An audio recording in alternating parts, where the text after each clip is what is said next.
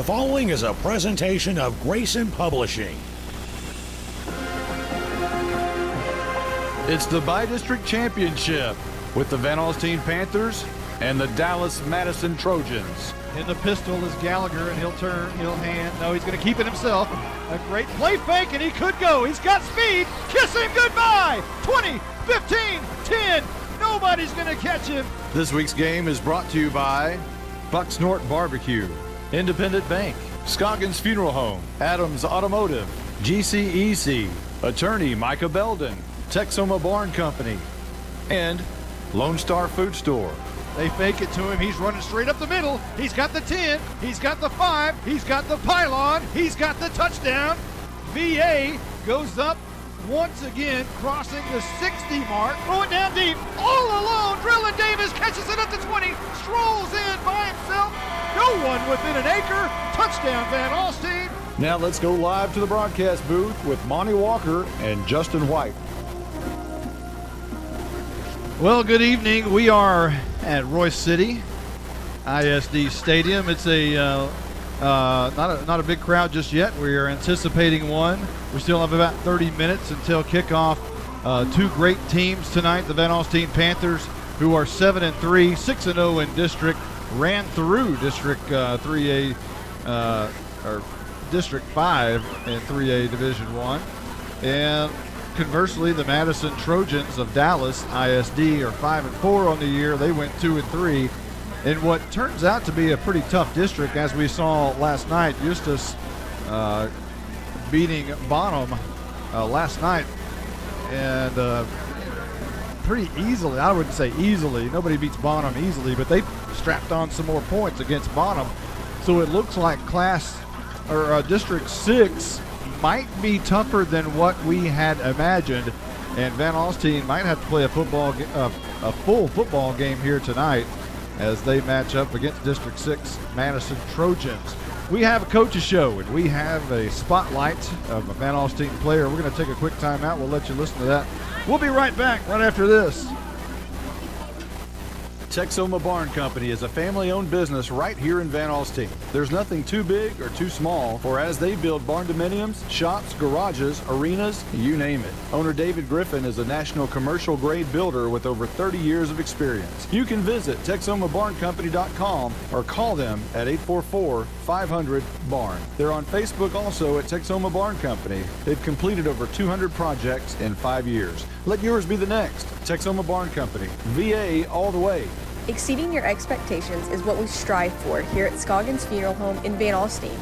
Since the beginning, affordability has been at the top of our checklist. Every day, we're proving that funerals don't have to be expensive. From our facilities to having a personalized service, all of the details are addressed. Nothing can cause you more disappointment than poor quality. Make it special. Make it Scoggins Funeral Home. We put our name on it. Tommy and Bobby K. Scoggins are here with you in your time of need. Visit ScogginsFuneralHome.com. You're invited to the one and only Bucksnort Barbecue in downtown Van Alstyne, Texas. Your friends and neighbors say it's the best barbecue in North Texas. Now it's your turn to decide. Come taste the difference at Bucksnort Barbecue. For complete information, including menu, location, and hours, click on bucksnortbarbecue.com. That's bucksnortbbq.com. Bucksnort Barbecue in downtown Van Alstyne is a proud supporter of the Van Alstyne Panthers. At Grayson Collin Electric Cooperative, GCEC, our mission is to provide the very best possible service at the very least possible cost. We strive to serve the members of GCEC with 3 objectives: community, education, and empowerment. We were founded over 80 years ago, and while our area has changed over the years, one thing will always remain the same. We will provide the very best possible service at the very least possible cost. GCEC, proud to support the Van Alstyne Panthers. All right, joined with Van Alstyne head coach Michael Miller. A week ago, spectators quickly began to understand something special was going on in that first quarter. Battle of 2 great offenses, 2 great quarterbacks. What was going through your mind in that first quarter?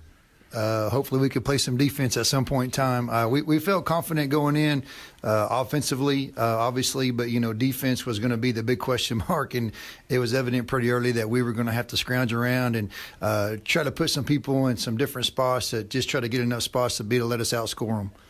Well, have you ever been a part of a 141-point game like that?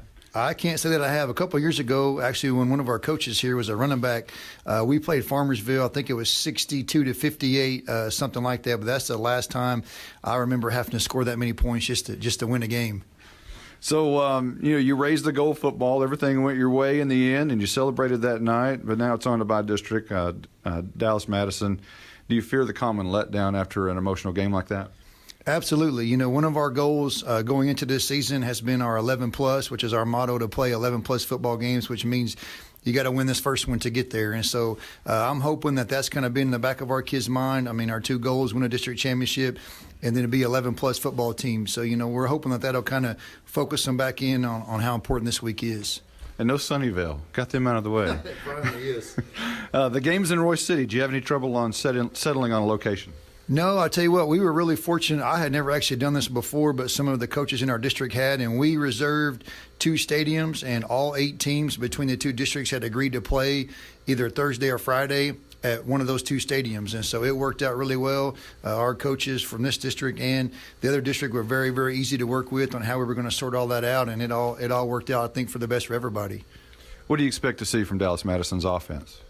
Well, they're very athletic. They got a really good quarterback, really good receiver. Once again, not too much different than what we saw last week against Bonham. And obviously, we're going to have to play much better defensively than what we did last week against Bonham to have a chance to beat Madison. But they've got really, really good athletes all across the board. Their defense, do you think they'll change any philosophies now that they've seen, a couple of games, the last couple of weeks you've put up a ton of points? Do you think they change anything? Well, it's kind of hard as coaches. I don't know what Coach Gates over there, what his philosophy is, but it's hard, the first round of the playoffs to wholesale change what you do. I mean, you can kind of line up differently. You can, make a few adjustments here or there, but a wholesale change, I don't know that you'll see that. But, they have a lot better athletes across the board, a lot more speed probably than what we're used to seeing on Friday night. So, I don't know that they're any kind of disadvantage just to line up and do what they do. What's the keys to win and advance the area?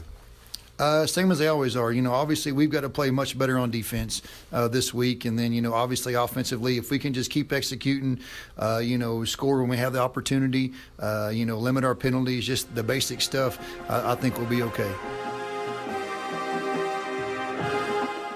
To compete at the highest level, you need reliable teammates to share the load, strong leadership, and unquestionable character. It's true in athletics, and it's true with financial services. At Independent Bank, we understand success on the field is a result of unseen hours of hard work and preparation long before the first whistle. Visit any of our branches, and you'll find local bankers invested in the community, committed to building strong business partnerships and helping families reach their financial goals. Independent Bank is proud to be a part of the Van Alstyne Student Athletics. Member FDIC, Equal Housing Lender.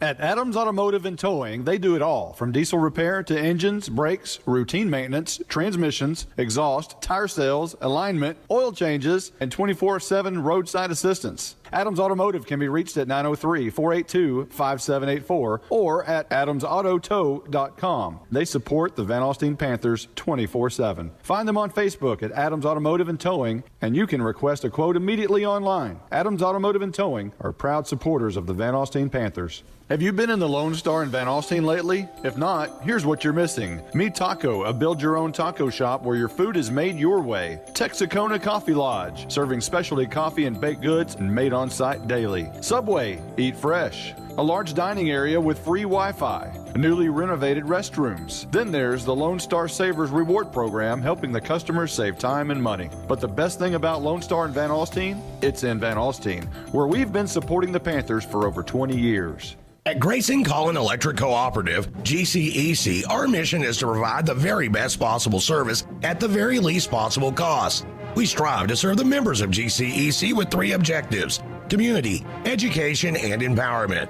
We were founded over 80 years ago, and while our area has changed over the years, one thing will always remain the same. We will provide the very best possible service at the very least possible cost. GCEC, proud to support the Van Alstyne Panthers. All right, now we're joined with Van Alstyne Panther Jr. defensive end Hunter Griffin. Let's talk about you a little bit off the field. I understand you've been doing some youth football coaching. Talk about that a little bit. Yes, well, me and one other teammate on the varsity, Gage Proctor, we've been helping coach 5th and 6th grade youth football since about mid-August when we started, and we've been having a lot of fun with that. And we've been practicing with them, coaching about 2 or 3 days a week, games on Saturdays, and it's really taught us a lot about how, like, our coaches go through with us, but obviously they do a lot more for us than we do for the Pee Wee kids. But it's really put us into their shoes, right, and taught us and gave us a few tricks on how to coach, and so. So are you running the same offense and defense with those kids as what you guys do? Well, we try to, so they have an idea, because they're 5th and 6th grade, so they're fixing to go into middle school ball. And so then we're trying to give them an idea of what they're going to get with all of our coaches now whenever they go into middle school ball. So the big question is, 5th and 6th grade, do they have a Rhett Gallagher? No, but they like to think that. All right, well, let's talk about some other things. What else? What other sports are you involved with here at Van Alstyne? Well, at Van Alstyne, I do football, powerlifting, and rugby, which is currently in Salina, actually, instead of Van Alstyne. So talk about rugby. When did you get involved? How did you get involved? And how's the Salina thing? Well, it started out with I was playing soccer and basketball, but then those two kind of fell apart, and I didn't really feel interested. And there was one of the coaches that lives in VA. He's been trying to get me on it for a long time, and since the other two sports fell off, he gave me the idea again. I was like, I might as well just go ahead and go try it. And so then I did, and I fell in love with it. Well, before we get into Friday night, let's talk a little bit about this, the camps that you've been going to kind of get bigger and stronger. I understand you were going to some camps and during the summer and stuff like that. Talk about that. Well, the camps and training and stuff, me and a couple other players, we've since last football season, we've been training with a couple pro guys at least once a week or every other week, just in Allen, to try and pick up our skills and try to just stay in shape during the off season also. But we're still doing it during football just to keep our minds right and see if we can pick up on a few other things that would help us in our game. Now let's talk about the game Friday night. Last Friday with Bonham, huge game. It's one of those where everybody will say that they were there and all of that stuff. 141 points in the game. You had a big sack early on in that football game. Changed the momentum a little bit. Talk about that. Well, it was kind of just I had a real off night, and so just 4th and 11, they're fixing to go down and score. That really just helped us pull away with the lead. Well, talk about that game a little bit. And did you going into it? Did you think, man, we got to score 78 tonight? I was not thinking that at all. Just kind of when we got out there, we were just kind of rolling with the punches, trying to do what we could do.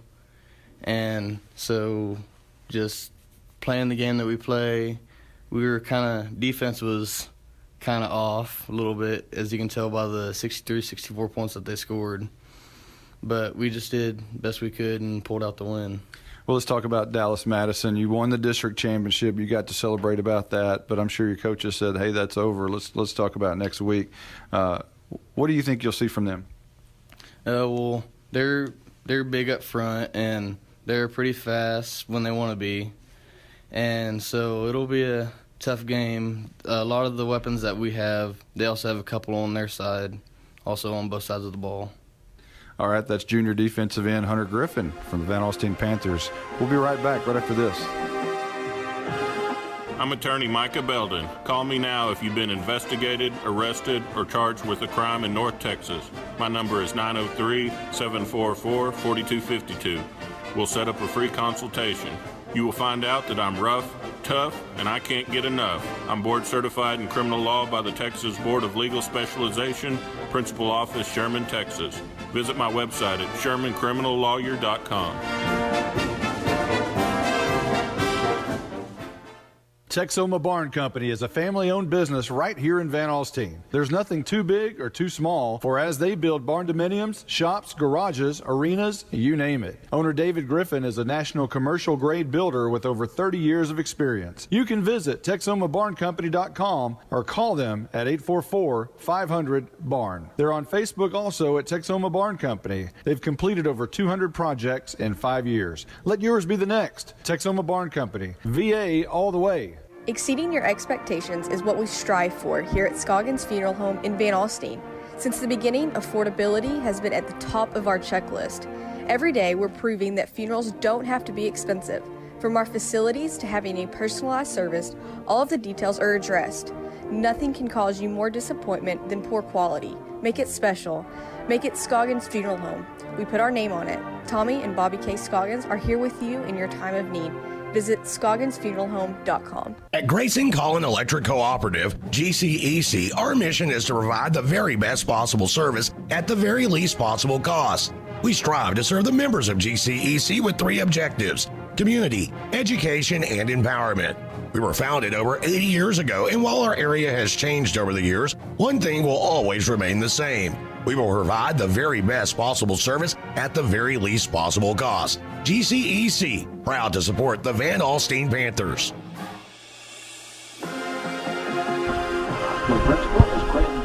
Welcome back to Rockwall ISD Stadium. Monty Walker along with Justin White and Stephen Braswell.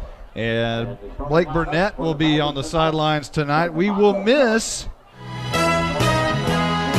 Sweet Caroline's not with us this week. She has the rest of the season off, I guess. She's going to Disney World, and I don't know if we should break the news. It was all over Facebook. She's having a boy. Yes, I think it's official now. Congratulations to Caroline out there and her husband. We're going to miss her, that's for sure, up here. But let's talk about these 2 teams.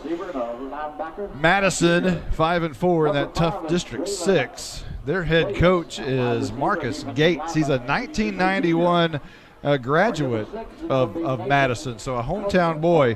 He went to Texas A&M Commerce. He's a former college defensive back standout, named All-Conference and All-American.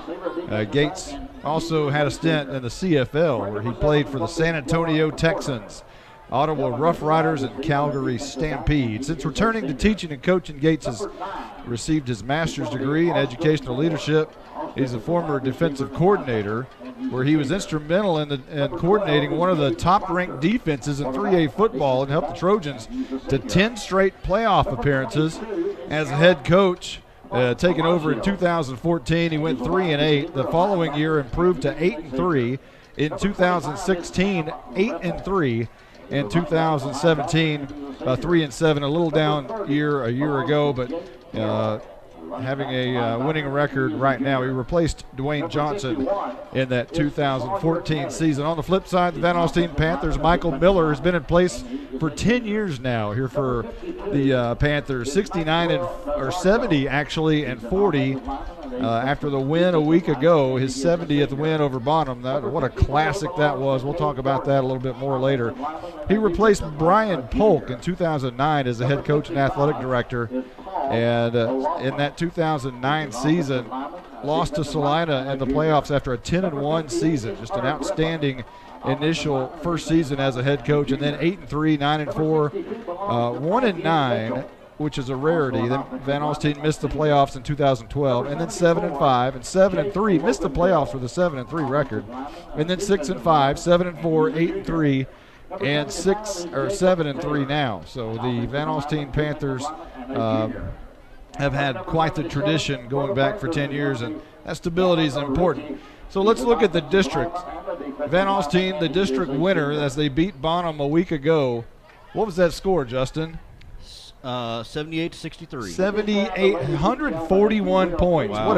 That was a fun game to get to do. Bonham finished second in the district. They lost last night to Eustis, however. Pottsboro finished 4-2. Lone Oak 3-3. Rains 2-4. Commerce 1-5, and Howe 0-6. And then in District 6, you had Kemp, the undefeated district champs, at 5-0. Malakoff 4-1. Eustis 3-2. Madison 2-3. A+ Academy 1-4, and Live Oak 0-5. So that's your District 5 and District 6. Now, a week ago, Justin, the Van Alstyne Panthers had quite the numbers. And the running back, Carroll, had 20 carries for 251 yards. But Gallagher, 12 carries, 186 yards, and 6 touchdowns. 6 rushing touchdowns and 3 passing touchdowns. That's 9 total touchdowns for a game. Gallagher was absolutely amazing a week ago and has been amazing throughout the entire season. Passing last week, 5 out of 12, 159 yards, 1 interception, and 3 touchdowns. And doing the stats a week ago was Blake Burnett, and he's down on the sidelines right now. Blake, he's going to get a little bit of a rest tonight from your smoking pen a week ago. Talk about what you see down there on the sidelines. What's going on, Blake? I see a very athletic Madison team down here. Van Alstyne is yet to make way from the tunnel, but this Madison team looks like they have a lot of team speed, kind of like Bonham did, and Van Alstyne played great against that last week, and scoring and scoring and scoring. Hopefully this game has a little more defense tonight. Hey, let's talk about the field conditions. You're down there on the sideline. What's the field look like? What's the wind look like? What's the weather? Give us the color of it down there. There's a slight wind down here tonight. The field conditions are great, a nice turf surface for us tonight, and it might impact downhill runners. They won't have the advantage they would on a grass field tonight. All right, there you hear it from Blake Burnett and his debut for the sidelines. Nice job. And he has lucked out. The weather is not terrible out there as compared to the last few weeks. Caroline's had to endure the 40-degree temperatures, the wind, the rain, and Blake gets Blake gets a nice 59 degrees. Yeah, that's really nice. The officials tonight out of the Dallas chapter are referee Richard Bonner, the umpire Braylon Morrison, the head line judge is Josh Brennerman. The line judge is Brent Cole, and the back judge is Tony Benson. Again, they're out of the Dallas chapter, and we'll have the school songs here in just a moment. We're going to take a quick timeout. Blake Burnett will have the coin toss, so we won't let you miss that. We'll be right back right after this timeout. You're invited to the one and only Buck Snort Barbecue in downtown Van Alstyne, Texas. Your friends and neighbors say it's the best barbecue in North Texas. Now it's your turn to decide. Come taste the difference at Buck Snort Barbecue. For complete information, including menu, location, and hours, click on bucksnortbarbecue.com. That's bucksnortbbq.com. Buck Snort Barbecue in downtown Van Alstyne is a proud supporter of the Van Alstyne Panthers. Exceeding your expectations is what we strive for here at Scoggins Funeral Home in Van Alstyne. Since the beginning, affordability has been at the top of our checklist. Every day, we're proving that funerals don't have to be expensive. From our facilities to having a personalized service, all of the details are addressed. Nothing can cause you more disappointment than poor quality. Make it special. Make it Scoggins Funeral Home. We put our name on it. Tommy and Bobby K. Scoggins are here with you in your time of need. Visit scogginsfuneralhome.com. At Grayson Collin Electric Cooperative, GCEC, our mission is to provide the very best possible service at the very least possible cost. We strive to serve the members of GCEC with 3 objectives: community, education, and empowerment. We were founded over 80 years ago, and while our area has changed over the years, one thing will always remain the same. We will provide the very best possible service at the very least possible cost. GCEC, proud to support the Van Alstyne Panthers. To compete at the highest level, you need reliable teammates to share the load, strong leadership, and unquestionable character. It's true in athletics, and it's true with financial services. At Independent Bank, we understand success on the field is a result of unseen hours of hard work and preparation long before the first whistle. Visit any of our branches and you'll find local bankers invested in the community, committed to building strong business partnerships and helping families reach their financial goals. Independent Bank is proud to be a part of the Van Alstyne Student Athletics. Member FDIC, Equal Housing Lender. Welcome back to Royce City ISD Stadium. Let's go over the starting lineups for tonight's game. We'll start with Dallas Madison. Split out wide. They call him Megatron, and you'll know why. If you were to see this young man, he looks like Megatron. Cedric Pelham, 6'1", 180, and a junior, and he jumps out of the gym to catch footballs. He'll be flanked by Marcus Coben-Hill. And the quarterback tonight, Jalen Thibodeau, he's an athlete, 5'9", 175, one of the very few non-seniors in the starting lineup. And Darius Kinney will be the running back who is right next to him. In the slot on the other side, Dadrian Marshall. And split out wide to the right is Jacoby Dorsey. Up front for Dallas Madison, Devorian Rogers, Tonio Cherry, Alex Bowman, Ruben Bowman, Aviante Wheeler. Now, that front line goes 255, 260, 250, 170, and 250. A lot of beef up front. Facing that offense will be Van Alstyne's defense. The starting right defensive end is Hunter Griffin.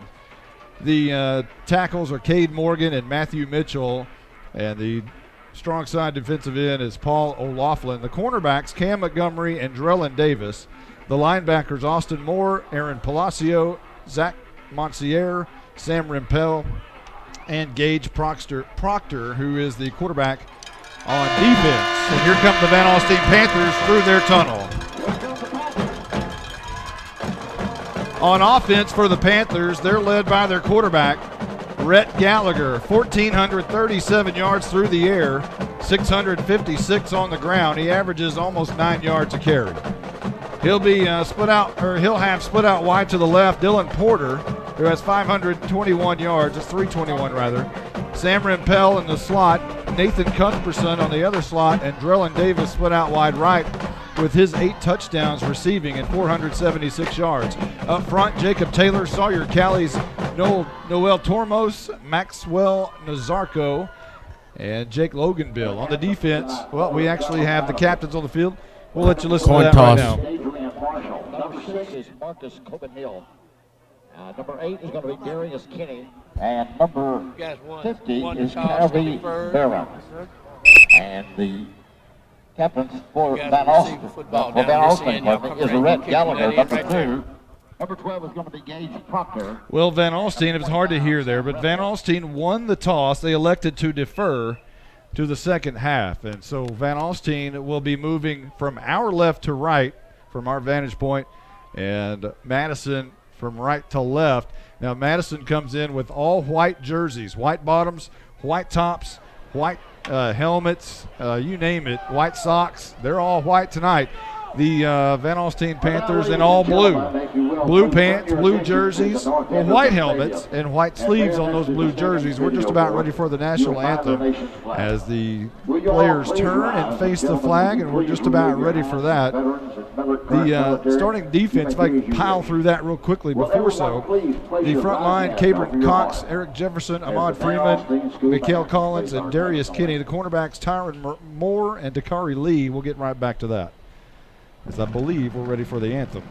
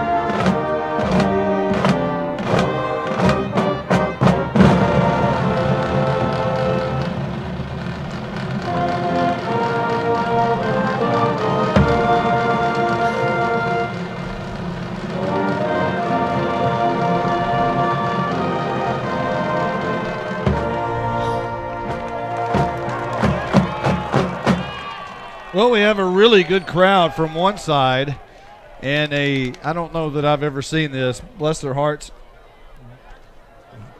There may be 3 people over there on Dallas Madison. Yeah, 3 parents, looks like 3 adults from what it looks like right now. Maybe they're like me, got stuck in the construction and missed the exit.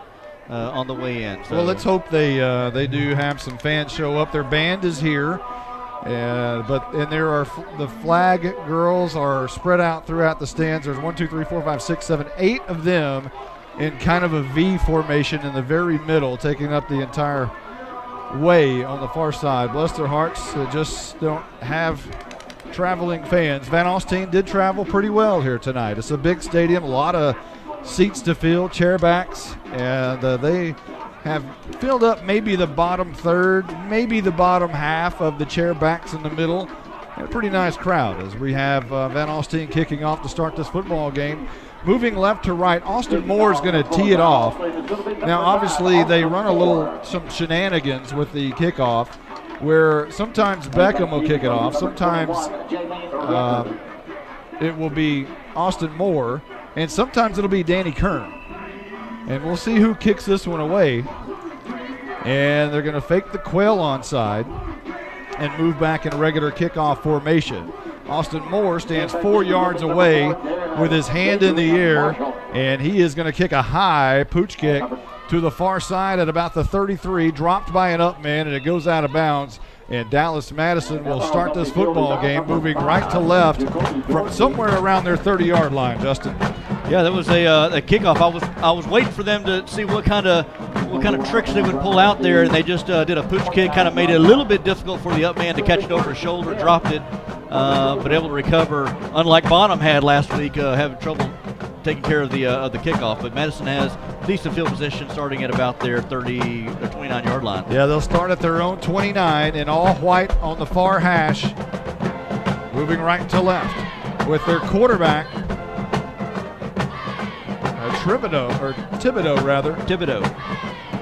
So Jalen Thibodeau will be in the shotgun, and it's a long way down there, so I'm going to apologize if we miscall someone initially. He'll move his running back over to his left side, and that's Kenny, man in motion, and getting the hand from one side to the other, and that's Megatron Pelham, and right there to corral him right at the line of scrimmage is a big blue gang of Van Alstyne Panthers, which will basically set up I guess he gets back to the line of scrimmage. I thought it was going to be a loss. Yeah, it was a jet sweep there around the left side, and they got some speed on this Madison side. Hopefully, I know Van Alstyne's got to be prepared for that. So Thibodeau goes back in shotgun formation, 2 receivers to either side, and this will be a handoff to Kenny up the middle, and he squeezes through for about 4, maybe 5 yards to the 33-yard line. They like to pass the ball a lot, but they will run it on occasion here. A draw up the middle there to Kenny, and a little short gain. So that'll bring up a quick 3rd down. And I'm going to need my binoculars tonight. I'm about to say, we're way up in the heavens. We got a good spot, but we're still way up here. So Thibodeau in shotgun with Kenny to his left, and he wants to throw. Screen pass left side. It's going to be caught and making a move. Not enough for a first down, but on the reception for the Dallas Madison Trojans is Jaylene Record. But again, they'll probably have to punt this one away deep in their own territory. Well, it's a quick pass out to Record, and Record, they just gave him a chance to get an open space and see if he can use his athleticism to get the first down. He got close to it, just a yard short, though. About 4 yards on the pass and catch, and now going back to punt is Madison. And it'll be a pretty high punt since Drillin Davis, or that's Cuthbertson, back to the 24. He makes a move up to the left hash across the 40 to the 43-yard line. And that's where the Van Alstyne Panthers will set up shop. That was Drillin Davis on the return. Now this Panther offense coming out, we already talked about Gallagher, but one thing I noticed, Monty, from the stats was that Jake Carroll, you talked about earlier, had 240 yards of rushing and no touchdowns. Usually with 200-plus yards of rushing, you would think he'd have at least 1 or 2 touchdowns, but no touchdowns last week. And this will be Gallagher keeping it on the right side. He's got a little room, squiggles his way past the 45 to the 47-yard line. A busted play, and Gallagher makes something out of nothing. Yeah, it looks like he was trying to pitch out there, and there was nobody to pitch to. And luckily for the Panthers, they have a very athletic quarterback in Gallagher who was able to make, as you said, something out of nothing, a little 3-4 yard gain. So he'll be in the backfield with 2 backs with him. And he'll hand off to Carroll over left guard. And Carroll will pound his way across midfield to the 49. And some little extracurricular down here at the bottom, but no flags. Drellin Davis. And now Van Alstyne quickly wants to snap the ball on the other side of the field. Hand off, Carroll again, right side, banging over a defender, banging across the 45 to the 44-yard line, and banging past the first down marker. Good job there by Carroll. Went behind his right tackle there on that right side. Logan Bill, and able to push for an extra couple of yards for the first down. Van Alstyne moving quickly. A new set of downs. Gallagher wants to throw for the first time tonight. Flush down to the pocket, now just heaves it. And it heaves it out of bounds, and it'll be incomplete. He had pressure coming from the left side of the defensive end. And I believe that was Kinney coming off the edge, the defensive end. Darius Kinney, 6 foot 200, was right in his face. Yeah, Kinney was able to get off his block there, and Gallagher had some time, was looking downfield. Good coverage there by the Trojans. And Kinney kind of made him speed that throw up and make him throw it away. So Gallagher goes in the gun. It is 2nd down and 10, and he's going to hand to Carroll. Going around the left edge, he cuts it up at the 45. And he's going to be slung down after maybe a yard gain. And he's going to be brought down by the linebacker Marcus Coben Hill, 5'9", 170, and a senior. Third down and 9 coming up. Usually you see Carroll running between the tackles. On that one, they were trying to run him outside, and he realized he was caught dead to right going outside, trying to cut it back inside. And good job there by the Trojans to stay in their lanes and push him back inside and make the yardage minimal. 3rd down and 9, 3rd down and 8 for Panthers. Gallagher sends Barnes out of the backfield in slot. Gallagher wants to run for it. He's got room. He's got a first down, and he's still going to the 32-yard line. Just a quarterback draw. Sent everybody out. It was all him all alone, and he snuck it up the middle. They're moving quick again here. 12 yards on the run for Gallagher, and he goes back in the pistol, rather, and this is Barnes who stands beside him, or behind him, rather. Barnes was pinned to be the starting running back, but a lot of injuries earlier in the year, which allowed others to come through. This is Gallagher on the keeper around the right edge. Now he has to cut it. He's in trouble, and he's going to only gain a few yards out of it, but he's lucky to do that because he had all kinds of pressure coming from the left side of the defense. Faked the handoff, ran around the right side, and I think Gallagher realized really quickly that this Trojan defense is a lot faster than Bonham. Let's check down with Blake Burnett. What do you got?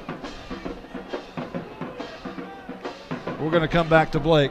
7:41 on the clock here in the first. Gallagher toss right side. I believe that's Barnes. Got a lot of room to the 15, to the 10, to the 5. Diving over the pylon. He's in. Touchdown, Van Alstyne. A pitch out to the right side. He found a lane there. Nobody touched him until he was about 15, 20 yards down the field. And Van Alstyne able to draw first blood here on the pitch out to Barnes. Barnes on the 28-yard run. And the swinging gate PAT. We'll see what happens here. They don't mind running it for 2. And they're going to snap it, and there it is going to go for 2. And apparently on that far side, on that swinging gate formation, they're in. 2-point conversion for the Van Alstyne Panthers, and they lead 8-0 as Rimpel scores the PAT. We'll be right back right after this. At Adams Automotive and Towing, they do it all, from diesel repair to engines, brakes, routine maintenance, transmissions, exhaust, tire sales, alignment, oil changes, and 24/7 roadside assistance. Adams Automotive can be reached at 903-482-5784 or at adamsautotow.com. They support the Van Alstyne Panthers 24/7. Find them on Facebook at Adams Automotive and Towing, and you can request a quote immediately online. Adams Automotive and Towing are proud supporters of the Van Alstyne Panthers. Have you been in the Lone Star in Van Alstyne lately? If not, here's what you're missing. Me Taco, a build-your-own taco shop where your food is made your way. Texacona Coffee Lodge, serving specialty coffee and baked goods and made on-site daily. Sub Van Alstyne? It's in Van Alstyne, where we've been supporting the Panthers for over 20 years. Welcome back to Royce City ISD Stadium. Monty Walker along with Justin White, Stephen Braswell, and Blake Burnett. Tonight, it's Texas high school football. And a good one so far, 8-0. Van Alstyne in the lead over Dallas Madison. And Moore set to kick this one away. 4 yards deep. It's a high kick. Middle of the field, going to be taken at about the 15-yard line. A fight for it, but a grab coming inside and a lot of room. The Darian Scholl to account for. Well, Blake Burnett in his first sideline report talked about how athletic they looked down on the field in pregame. He was right. 2 receivers either side as Thibodeau is in the gun. About 5 yards deep from the line of scrimmage. They fake the hand, and they're going deep down in the end zone, and that's going to be caught for, is it incomplete? Dropped. And I think that was Stewart. I apologize. I think that was Pelham, Cedric Pelham. Yeah, Pelham got behind the coverage there and just Thibodeau put it right where he needed to put it needed to be, and Pelham just couldn't bring it in. It was a drop pass by Pelham. Easy 6 points it could have been. Well, our apologies. Stephen Braswell said that was Record on the drop. I thought Pelham went in motion. They faked the hand to him. I'm sorry, Record, yes. And it was Record who made the drop in the end zone. 2nd down and 10 coming up. Man in motion is Marshall. They hand it off to Kenny up the middle, and he's going to gain about 3 yards, close to the 30 at the 31-yard line. Man, they're gonna wish they had that pass back, that touchdown drop there, and we see the arm of Thibodeau and what he can do. He can throw it long if he needs to, and can be pretty accurate with it. Yeah, that is Hunter Griffin on the tackle for the Van Alstyne Panthers. So the 3-yard gain gives us 3rd and 7 with 6:44 left to go here in quarter number 1. Madison moving right to left and all white as Thibodeau is in the gun. Man in motion is Marshall. They give it to him in a fumble, and I guess he picked it back up. Somehow that bounced right back up to him. He dropped it, and it just bounced right back up into it. Boy, that was tough flag on the play, but there's a young man from Madison who has bright yellow socks. That's going to be fun all night. So 4th down coming up for Dallas Madison, 4th and 8, but they're at the Van Alstyne 32-yard line. So what do you do here, Justin? This is, I think it's 4-down territory right here, and maybe try to slant across the middle here to Record or Pelham. Trips bunch to the right, just off tackle. Thibodeau has whistles blow before this one can get underway. It could have been delay a game. In fact, I think it's a timeout by Madison. Well, we're going to take one real quick, too. We'll be right back right after this timeout. At Adams Automotive and Towing, they do it all, from diesel repair to engines, brakes, routine maintenance, transmissions, exhaust, tire sales, alignment, oil changes, and 24/7 roadside assistance. Adams Automotive can be reached at 903-482-5784 or at adamsautotow.com. They support the Van Alstyne Panthers 24/7. Find them on Facebook at Adams Automotive and Towing, and you can request a quote immediately online. Adams Automotive and Towing are proud supporters of the Van Alstyne Panthers. Well, it's 4th down and 8. They got the timeout, and we requested from the officials 60-second timeouts. I'm not sure we're going to get that. That was about 30 right there. Thibodeau back in the gun. 3 receivers right, 1 to the near side, and he drops back 3 steps, looking near side, wanting to throw. Steps up in the pocket, fires deep down the field. It's going to be incomplete. Overshot his wide receiver that he was trying to hit. On the near side was Jacoby Dorsey, and it falls incomplete. And with 5:41 on the quarter number 1, Van Alstyne with an 8-0 lead will take over at their own 32-yard line. Thibodeau had some nice protection there in the pocket, had time to throw. There's just good coverage downfield. He could have probably ran that for maybe a 1st down. So here in a moment, we'll check down with Blake Burnett to see what kind of vantage point he has down there. 5:41 on the clock in the gun, or in the pistol rather, as Gallagher sends a man in motion from left to right, and that is Montgomery, and he'll hand off right tackle, and that is Carroll, who had nowhere to go. As a matter of fact, he's going to lose some yardage back to the 29. Let's check down with Blake Burnett.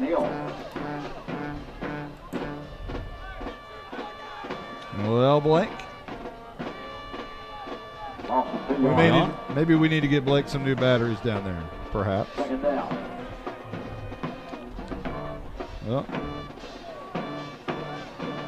Yep. So it's 2nd down and 13 after the loss of 3 by Carroll. And Gallagher's all alone in the shotgun, and he's going to fake the hand. He's going to run it over left tackle, trying to bounce outside. And he has about 3, has about 4, has about 5 up to the 34-yard line. Gallagher's going to have to take it in his own hands here on this drive. With a little quarterback sneak around the left side, faked it to the running back and took it around, tried to get his speed there and was able to get a few yards. Going to bring up a third and about 6, 3rd and 7 situation. So that was a pretty good job of Gallagher. Now, Gallagher's not going to be able to just run wild as he did a week ago. There's just too much speed on the defense for Dallas Madison. 4:25 on the clock. Gallagher rolls around, wants to throw the ball deep down the field. He's got a man in and out of the hands of Drellin. Is that Drellin David? No, that is not. That's Cam Montgomery. It falls incomplete, and apparently it's punt time, but that was a first down. It was right in his hands.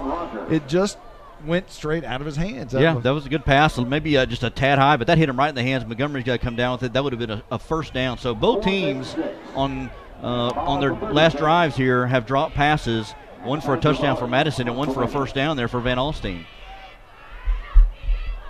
So back deep to return the kick is Marshall, and the punt is away. It's a pretty good one by Gallagher, and it'll roll dead at the 31-yard line.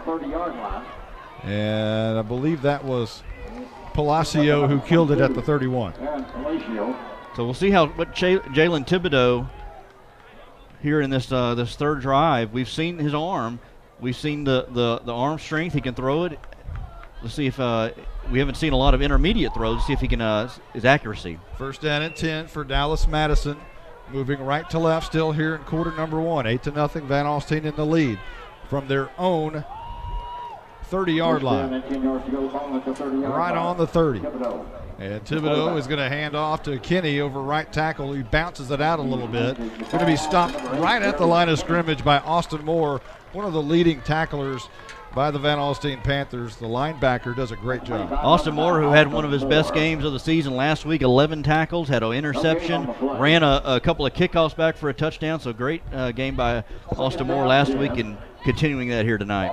It's hard. You do all of that, and you get overshadowed by your quarterback. Yeah. Nine touchdowns. How can you beat that? So it's second down and 10 with 3:35 on the first quarter clock. Thibodeau in the gun from their own 30. And he drops back 3 steps, looks down the middle, firing it deep, and it's going to be incomplete. Some feet got tangled up, but no flags down. It was, I believe that was Dorsey, the intended receiver. Yep. It seems like what we're seeing here right now. Do we have a flag? I think we have a flag down here by the numbers on our Van Alstyne side. I hope that a flag or a sock. I think that's a flag. Blake, can you hear us? Yes, that was a flag on Madison, illegal man downfield. Hey, there we go. There. There's Blake. He's connected. We have to get him some batteries down there. Illegal man downfield, so that'll push it back. It's declined, however, Stephen Braswell tells us. So school board says 3rd and 10. We'll go with that. 30-yard line for Dallas Madison. Right to left. They're taking their time here. And so Coach Miller here kind of betting on his defense here, declining that penalty. 3rd and 10. He feels like he can get a stop here. Well, I see 13 fans on the far side in the middle. 14, 15, 16, 17, 18, 9. Hey, we got about 20 fans for Madison now. Either way, that's not a good sign when you have to count, when you can count your fans. Yeah, it's not good. Bless their hearts. Thibodeau in the gun on 3rd and 10. Rolls out near side, looking to throw. Flushed out of the pocket. Fires across, incomplete. He has a cannon, but he misshot that cannon at the 40-yard line, trying to find his receiver there, which was Rivers. And it falls incomplete. 4th down coming up. I said Rivers, it's Record. Yeah, he rolled to his left there and found Record. And, yeah, he's got a howitzer there for an arm. I mean, he can really just sling it there, but just a little off target. And, again, we've seen a couple of times where he's had opportunities to run the ball, but he's decided to throw it instead. So Van Alstyne's about to get the ball back here. There's 3:15 on the clock. The punt is a low line drive kick, barely over the line of scrimmage, over the lineman. It's going to bounce to the 27-yard line, picked up by Davis, coming near side, and it's going to be slinging out of a tackle up to the 45-yard line, just shy of midfield, and that's where Van Alstyne will take over First and 10 from their own 45, 3:03 on the clock.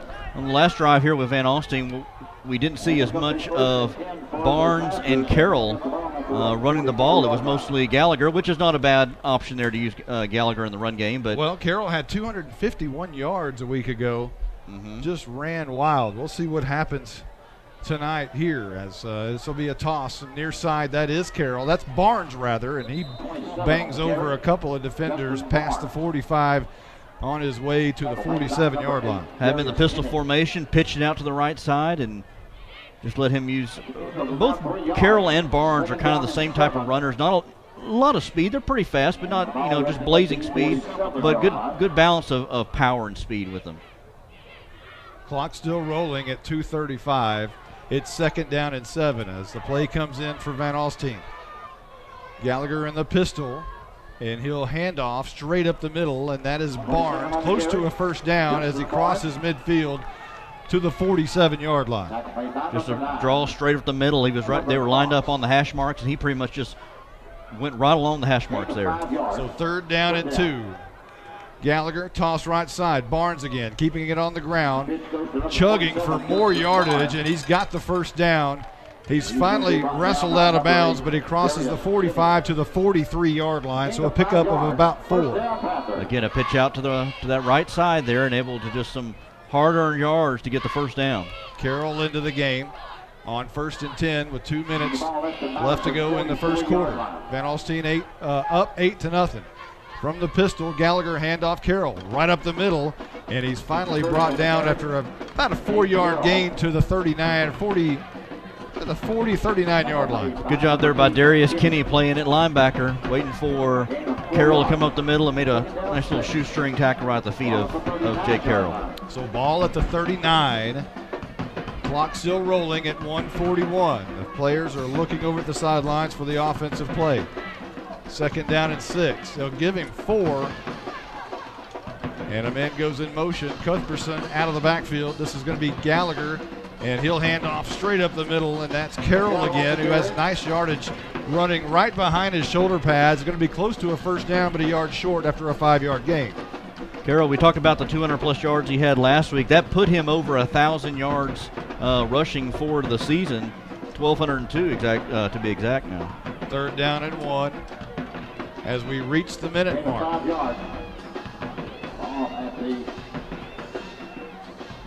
Van Alstyne gets the play. They're ready. Pistol formation. Gallagher sends a man in motion from left to right as Cuthbertson. And Gallagher's going to hand off again, right side. Again, that's Carroll. And again, he's banged down after a first down to the 26-yard line. Yeah, Gallagher's just having to they're kind of taking what the defense is giving them, and Gallagher's not having to make a lot of plays. It's like they planned for Gallagher and his wheels and his running ability, and they're just gashing him with the running attack of Barnes and Carroll. Gallagher, handoff. Again, Carroll, a big seam up the middle. He dives over the top for the 15-yard line, and a first down. Again, Carroll right up the middle there, just right along the hash marks, right behind his center, and upended there after about 10, 12 yards downfield. Another first down for the Panthers. They're starting to get a little rhythm going. Did he jump for that? Was that Bo Jackson, or did he just get into or Zeke Elliott from last week? Yeah. Man alive, that was athleticism. Here in a moment, we'll check down with Blake Burnett. I think they are. Let's talk to Blake. What about that move right there? He did hurdle a man, and then he got his legs taken out from under and ended up on top of the guy that made the tackle. It was a great play by number 30. All right, let's take a quick timeout. That's the end of the first quarter, and the Van Alstyne Panthers won that quarter. We'll be right back right after this. At Grayson Collin Electric Cooperative, GCEC, our mission is to provide the very best possible service at the very least possible cost. We strive to serve the members of GCEC with 3 objectives: community, education, and empowerment. We were founded over 80 years ago, and while our area has changed over the years, one thing will always remain the same. We will provide the very best possible service at the very least possible cost. GCEC, proud to support the Van Alstyne Panthers. I'm attorney Micah Belden. Call me now if you've been investigated, arrested, or charged with a crime in North Texas. My number is 903-744-4252. We'll set up a free consultation. You will find out that I'm rough, tough, and I can't get enough. I'm board certified in criminal law by the Texas Board of Legal Specialization, Principal Office, Sherman, Texas. Visit my website at shermancriminallawyer.com. Hey, we want to thank all the listeners out there in Radio Land tonight. KXEZ 92.1 picking up the feed for the Van Alstyne Panthers, and the Dallas Madison Trojans 92.1 picking it up. So thank you very much. It's now 1st and 10 with a new set of downs for Van Alstyne as they move right to left now. Turn it around. Gallagher wants to throw. Now he's going to tuck it and run straight up the middle. He's got the 10. He's got the 5. Stick that one in the end zone. Touchdown, Van Alstyne. Boy, Gallagher looked like he had new life there, like he was shot out of a can and got the snap. Looked like he was going to throw for like a split second, and then just the hole opened up, and he was off to the races there for about a 12-yard run there. 15-yard run for Rhett Gallagher, and now it's 14-0 awaiting this PAT. And again, another sling to Rempel, and he's in on a 2-point conversion and bumping on up 16-0, 11:55 left to go in quarter number 2. We'll be right back right after this. Texoma Barn Company is a family-owned business right here in Van Alstyne. There's nothing too big or too small, for as they build barn dominiums, shops, garages, arenas, you name it. Owner David Griffin is a national commercial-grade builder with over 30 years of experience. You can visit TexomaBarnCompany.com or call them at 844-500-BARN. They're on Facebook also at Texoma Barn Company. They've completed over 200 projects in 5 years. Let yours be the next. Texoma Barn Company, VA all the way. You're invited to the one and only Buck Snort Barbecue in downtown Van Alstyne, Texas. Your friends and neighbors say it's the best barbecue in North Texas. Now it's your turn to decide. Come taste the difference at Buck Snort Barbecue. For complete information, including menu, location, and hours, click on bucksnortbarbecue.com. That's bucksnortbbq.com. Buck Snort Barbecue in downtown Van Alstyne is a proud supporter of the Van Alstyne Panthers. 8 plays and 55 yards is what it took for the Panthers to get on the board. And we'll update the scoreboard for you as it's 16-0 here in quarter number 2. And the Van Alstyne Panthers fake the quail onside, and they'll dart back in normal kickoff formation. Austin Moore 4 yards away, and he will run to the football, and a high kick middle of the field going to be taken at the 12-yard line, going on the far side. And slung out and down his record. Finally gang tackled by a bunch of blue jerseys. They'll give him forward progress to the 26.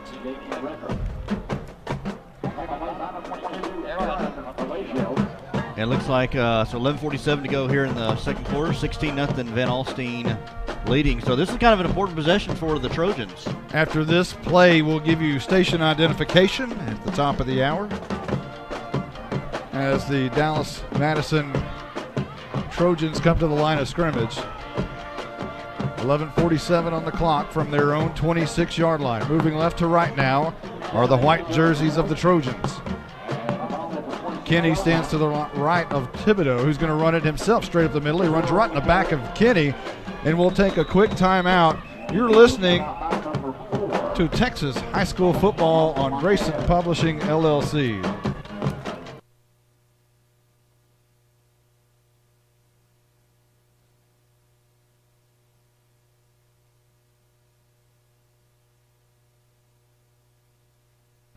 Second down and 9 coming up. Give him 1 yard. Thibodeau on the run.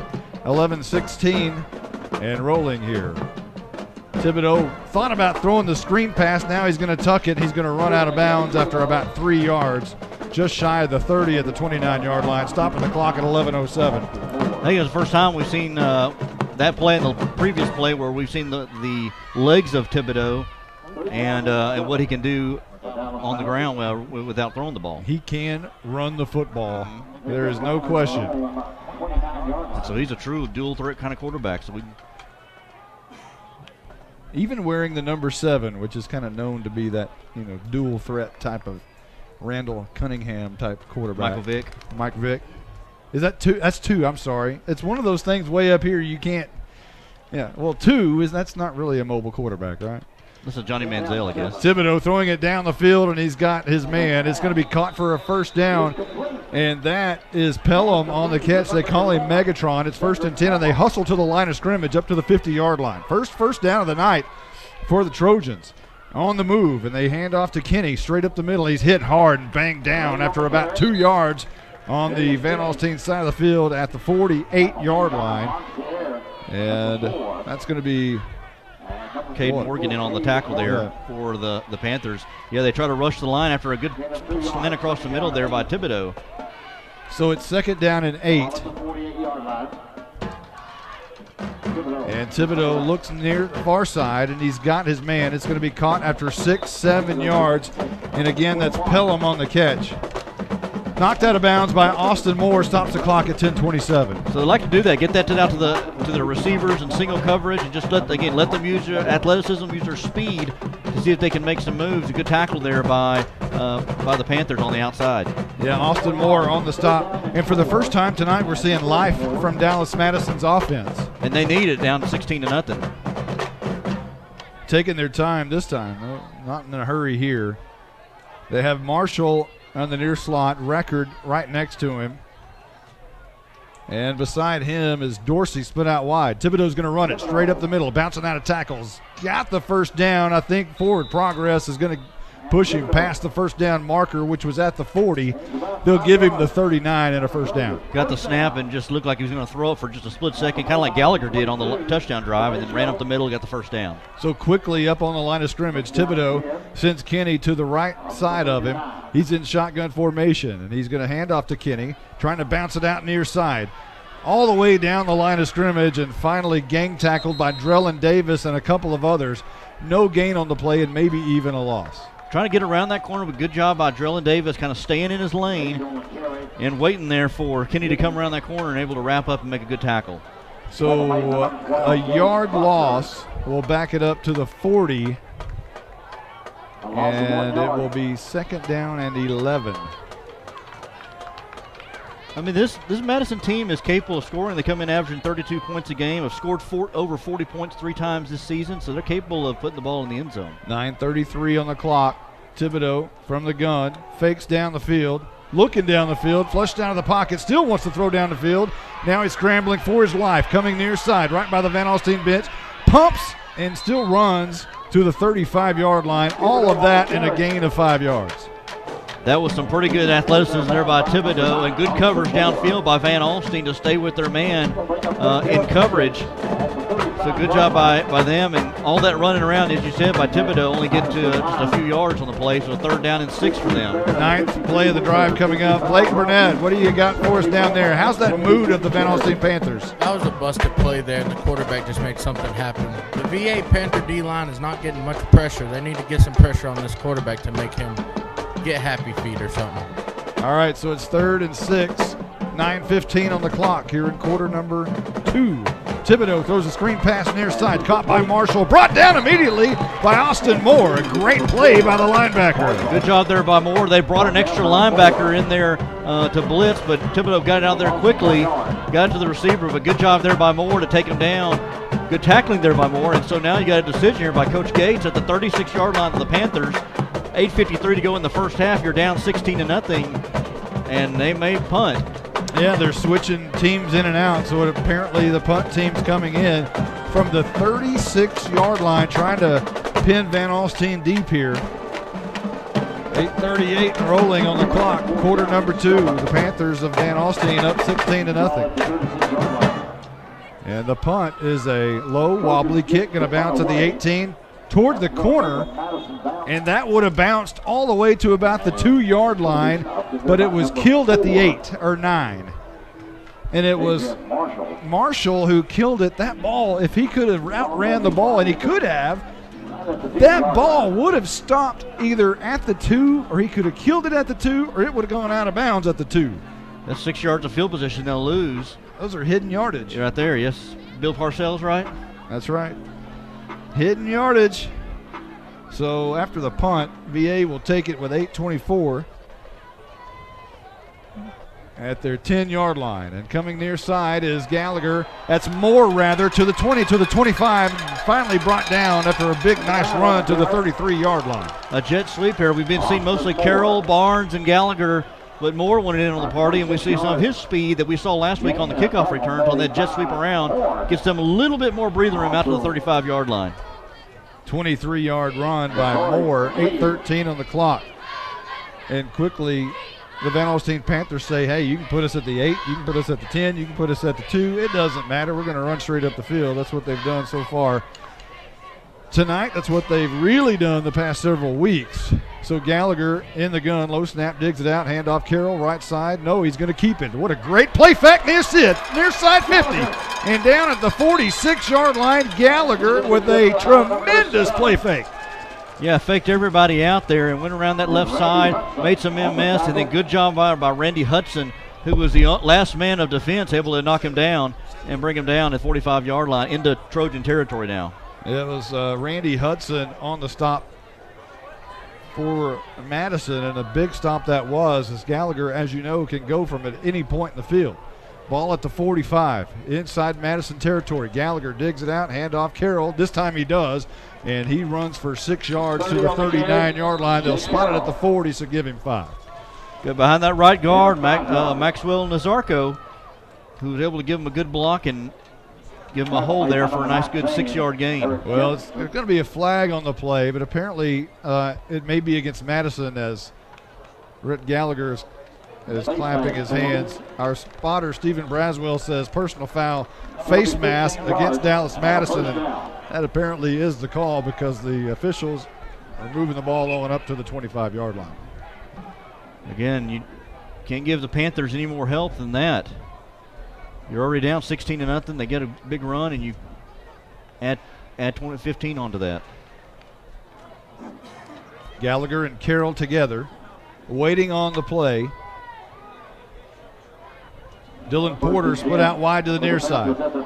Gallagher handoff Carroll. He's got the 25, he's got the 20, and he's wrestled down at the 18-yard line. A nice run that Carroll just keeps pounding around those edges and up the middle. And one thing I noticed, this offensive line for Van Alstyne is starting to kind of instill their will and get a good push there off the ball. 7 yards for Carroll as we hit the 6:40 mark here in quarter number 2. We're not talking about 78 points tonight.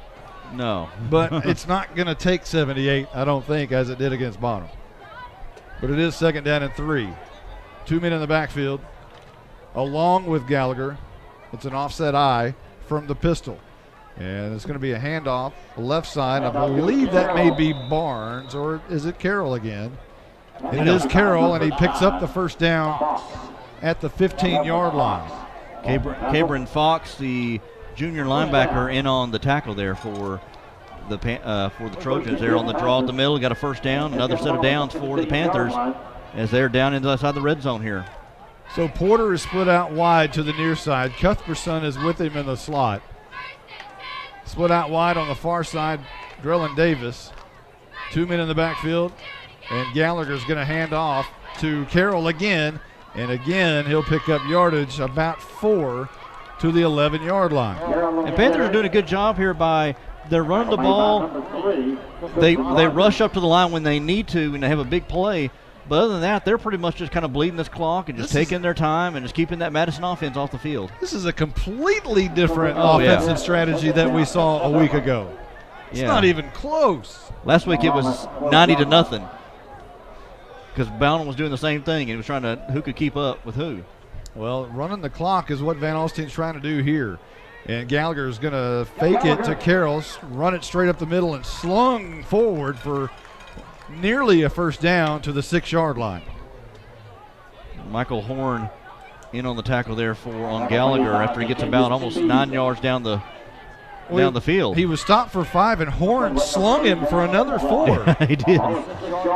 So 3rd and 1, and we're under 5 minutes here in Royce City. And Van Alstyne's knocking on the door at the 6-yard line. Porter's going to be split out wide to the near side. Cuthbertson in the slot on the far side. Drellin Davis split out wide to the right. Gallagher in the pistol sends a man in motion, and that's Porter.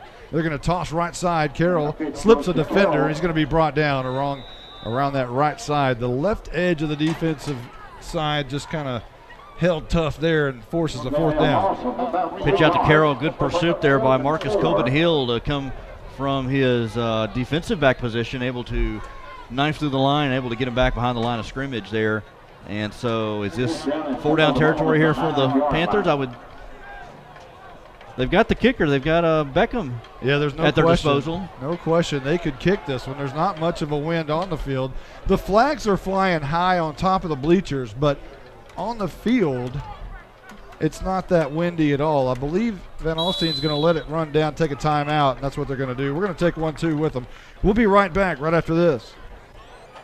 At Grayson Collin Electric Cooperative, GCEC, our mission is to provide the very best possible service at the very least possible cost. We strive to serve the members of GCEC with 3 objectives: community, education, and empowerment.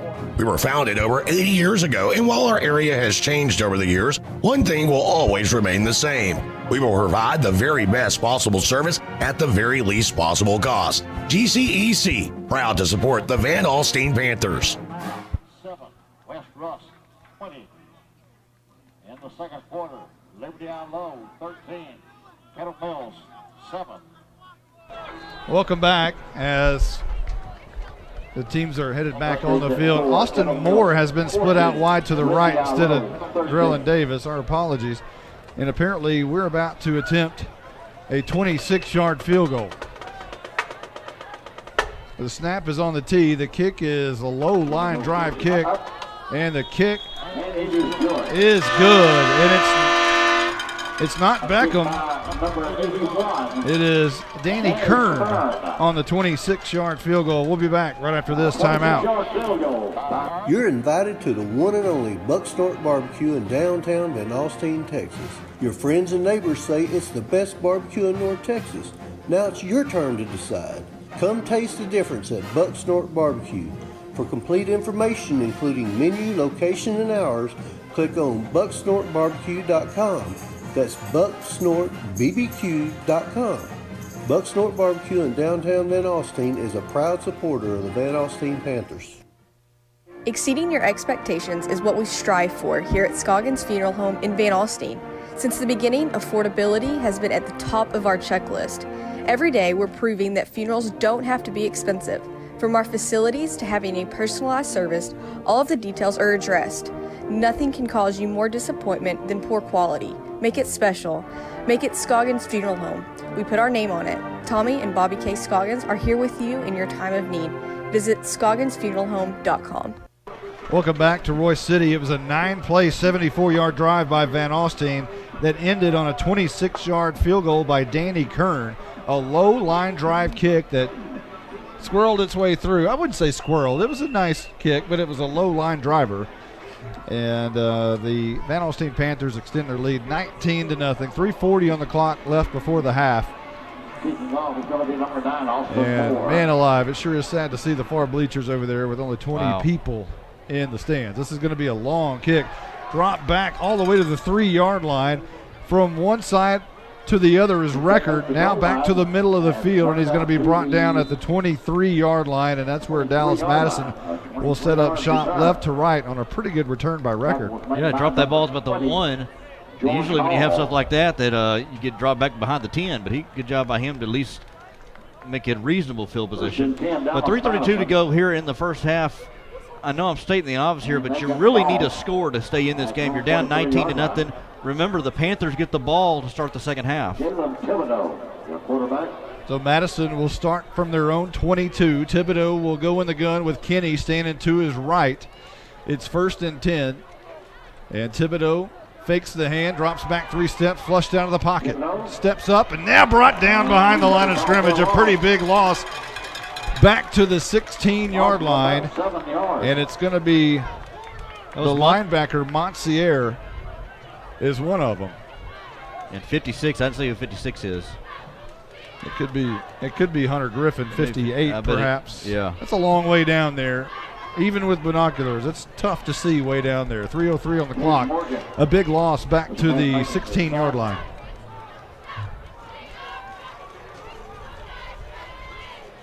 So 2nd down and 17. Thibodeau hands off to Record on the jet sweep from the right to the left, and he's going to be brought down as he gets back to about to the original line of scrimmage, somewhere around the 22-yard line.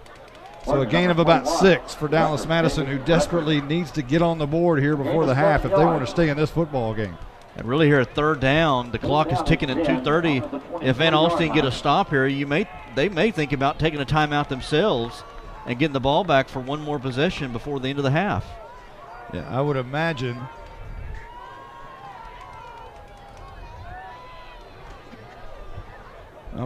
You might see one. Let's see. And a deep pass complete down the field to Pelham at the 45-yard line, but a flag down right where the pass is caught. So this could be against Van Alstyne. It could be a push-off on Pelham. Let's check it and see. Yeah, there was tight coverage there. I couldn't see who was in coverage there, if that was maybe Davis or maybe Moore right there. But he threw a dart there to Pelham. Good job there across the middle there by Pelham to bring that in. Let's see what the flag is. This would be a good first down, a great opportunity here for the Trojans. There's 2:08 on the clock before the half, and this is going to be against Van Alstyne. And this is going to be a big one. This is a 15-yarder that's going to take the Trojans all the way into Van Alstyne territory at the 40-yard line. I don't know if I even saw what the penalty was. Let's check down with Blake Burnett to see if you got a chance to look at that one. Blake? It's going to be 1st and 10 for Dallas Madison. They'll get the ball at the Van Alstyne 40-yard line. I'm not sure. Well. And here's a throw deep down the field. It's going to be incomplete at the 2-yard line. And another flag is thrown at the end of this one. Let's check down with Blake Burnett. I think I got you potted up now, Blake. That was roughing the passer on Van Alstyne, the last penalty. Well, what did you see on that one there as they were throwing the deep ball? Is that going to be against Van Alstyne? Yes, it sure looks like it, but it wasn't much. All right, so let's pass interference. Well, it's pass interference against Van Alstyne, and all of a sudden the Dallas chapter is getting a little flag happy. Well, Madison's kind of throwing the football downfield and just kind of letting their outside receivers just kind of fight for it and see if they get any luck here with the flags. And so far, they've been able to do that. Ball at the 24-yard line. Thibodeau at the 30 in shotgun. He's going to fake the hand. No, he gives it to Kenny straight up the middle, spinning out of a tackle inside the 20 to the 18-yard line. And a pretty nice gain of about 7 there on first down. Again, they're racing against the clock, under a minute and a half now. Number 4.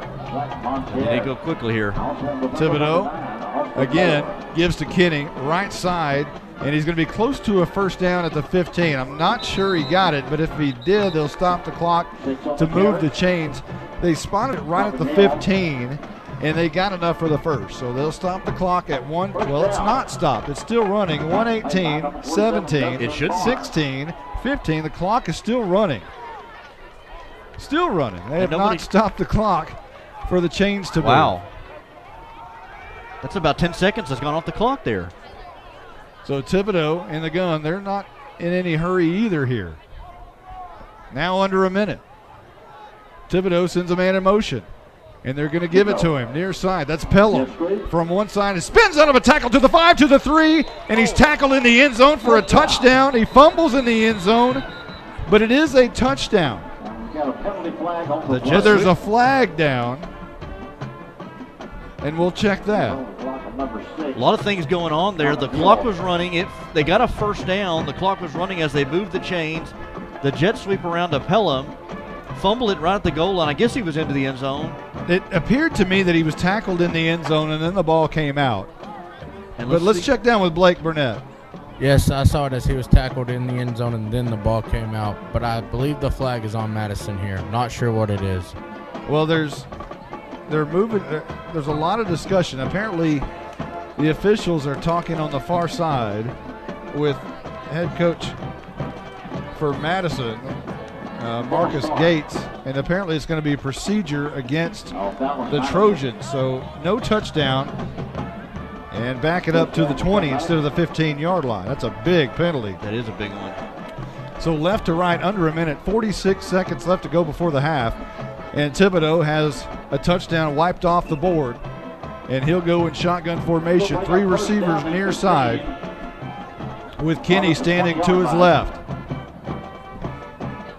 And he wants to throw. The screen pass out to Record, near side, 15, 10, and slung down and still fighting to the 5-yard line. A great run by Record as he spins and runs backwards. Close to a first down. Good job there. He had 2 receivers on the outside there, Dadrian Marshall and Jacoby Dorsey, blocking on the outside for him. And now the clock does stop momentarily as we have a new set of downs.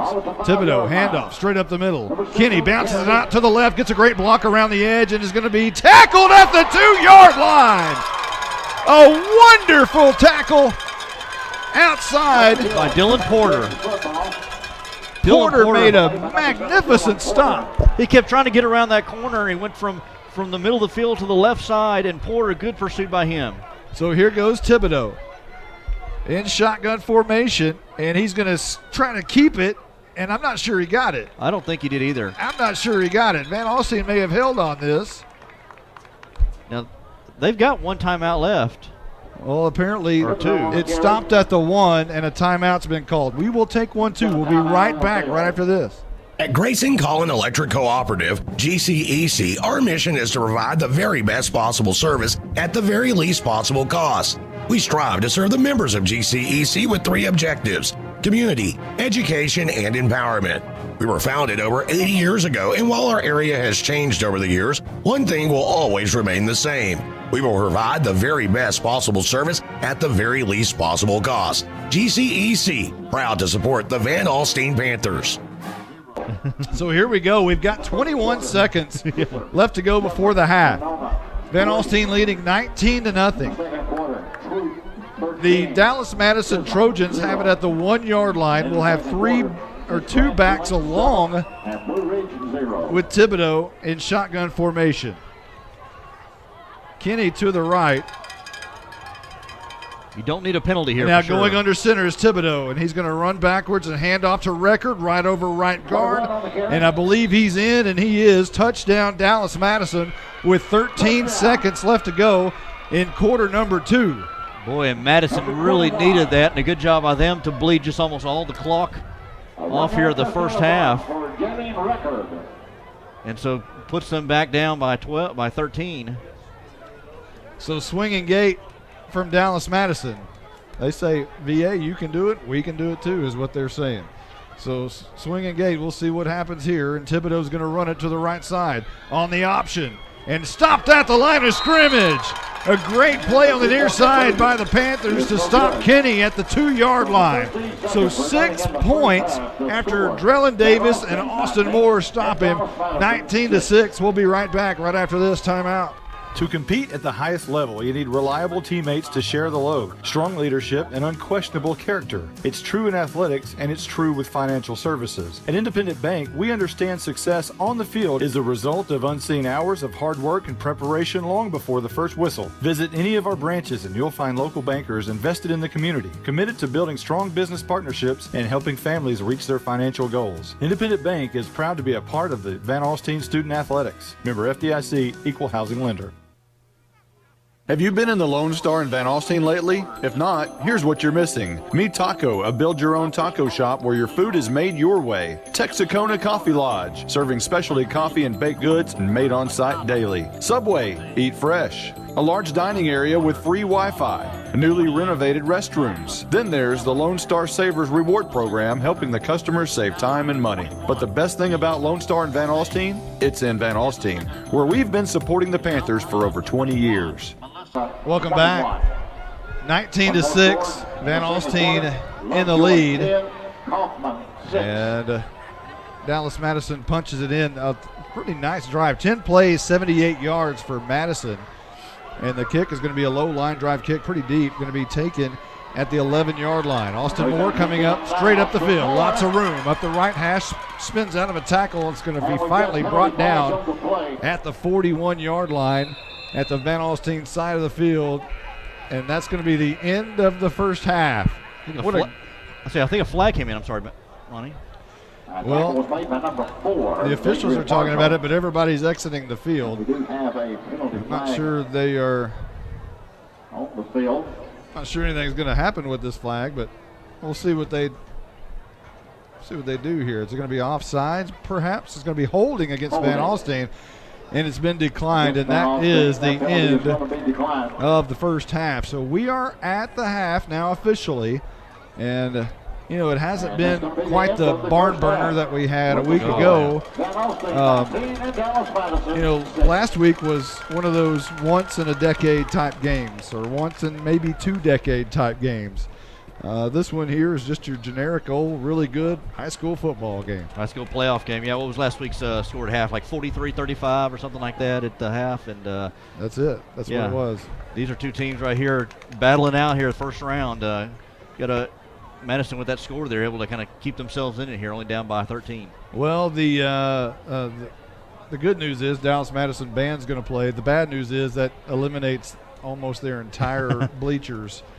The band looks like maybe about 20 members and a flag corps that goes with them. And we'll let you listen to some of that. But, this has been one of those games where Van Alstyne had a completely different philosophy than they had a week ago. As Dallas Madison started with the football, and they went 4 plays and had to punt. Van Alstyne took it and started at their own 43-yard line, drove 7 plays and 67 yards before a 28-yard touchdown by Justin Barnes to get things going tonight. And with the swinging gate for Rimpel, Van Alstyne had an 8-0 lead with 7:32 left on the first quarter clock.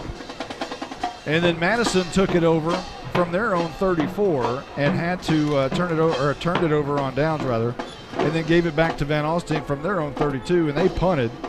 Gave it back to Dallas Madison, and they punted. So things, it wasn't quite as electric as what we've seen in the past several weeks. Van Alstyne then took it at their own 45-yard line and drove 8 plays, 55 yards, and that one ended on a 15-yard touchdown by none other than the quarterback, Rhett Gallagher. And that, with another Rimpel 2-point conversion, up the Van Alstyne Panther lead to 16-0 with 11:55 left to go in quarter number 2. The Dallas Madison Trojans then took it at their own 26-yard line and went 10 plays and had to punt. That was a really hard one for the Trojans, as they kept the ball for a very long time, but then ended up having to punt it deep in Van Alstyne territory. And they pinned Van Alstyne at their own 10, but it didn't matter because Austin Moore on the first play ran 20 yards up to the 33-yard line, and then eventually capped off a 9-play, 74-yard drive where Danny Kern ended it on a 26-yard field goal, and Van Alstyne's lead moved up to 19-0 with 3:40 left to go in quarter number 2. Dallas Madison took the ball with 3:32 left to go in the half, or before half, at their own 22-yard line and drove again 10 plays and 78 yards. This time they punched it in, a 14-yard touchdown, or a 1-yard touchdown rather, by record. And that got Dallas Madison on the board 19-6 with 13 seconds left to go before the half. So Dallas Madison, I would say, in the second quarter, looked a whole lot better than the Dallas Madison of the first quarter, Justin White. Yeah, it looked like they started to kind of maybe get their legs under them. I don't know if it was playoff jitters or just trying to figure out, okay, this is what we got here, what we've done to get here. Now let's get going here. And so they were able to move that ball down the field, and we saw glimpses of it there in the first quarter, but second quarter really got to started turning on. And they're going to need to get a stop here to start this first half, the second half here, because Van Alstyne gets a touchdown, and all of a sudden it's 27-6, and you're really behind the 8 ball then. I'm going to guess that Dallas Madison's band is a lot of drums. A lot of percussion. There's a lot of drums going on down there. There's not very many of them, but there's a lot of drums. Yeah, the flag corps is doing pretty good, or the twirlers, whatever they are. I'll tell you what, we're going to take a quick timeout, and when we come back, Van Alstyne and their marching band will be on the field as well. We'll be right back right after this timeout. At Grayson Collin Electric Cooperative, GCEC, our mission is to provide the very best possible service at the very least possible cost. We strive to serve the members of GCEC with 3 objectives: community, education, and empowerment. We were founded over 80 years ago, and while our area has changed over the years, one thing will always remain the same. We will provide the very best possible service at the very least possible cost. GCEC, proud to support the Van Alstyne Panthers. I'm attorney Micah Belden. Call me now if you've been investigated, arrested, or charged with a crime in North Texas. My number is 903-744-4252. We'll set up a free consultation. You will find out that I'm rough, tough, and I can't get enough. I'm board certified in criminal law by the Texas Board of Legal Specialization, Principal Office, Sherman, Texas. Visit my website at shermancriminallawyer.com. Texoma Barn Company is a family-owned business right here in Van Alstyne. There's nothing too big or too small, for as they build barn dominiums, shops, garages, arenas, you name it. Owner David Griffin is a national commercial-grade builder with over 30 years of experience. You can visit TexomaBarnCompany.com or call them at 844-500-BARN. They're on Facebook also at Texoma Barn Company. They've completed over 200 projects in 5 years. Let yours be the next. Texoma Barn Company. VA all the way. You're invited to the one and only Buck Snort Barbecue in downtown Van Alstyne, Texas. Your friends and neighbors say it's the best barbecue in North Texas. Now it's your turn to decide. Come taste the difference at Buck Snort Barbecue. For complete information, including menu, location, and hours, click on bucksnortbarbecue.com. That's bucksnortbbq.com. Buck Snort Barbecue in downtown Van Alstyne is a proud supporter of the Van Alstyne Panthers. Welcome back. Royce City, Texas, Royce City ISD Stadium, Dallas Madison, and the Van Alstyne Panthers. Dallas Madison, we're told, okay, Stephen Braswell is showing his age. We said that was the flag corps out there for Dallas Madison. He says that's the pep squad. I didn't know pep squad. Yeah, I hadn't heard of that since 1978. Maybe that's the reason why he knew it from old school.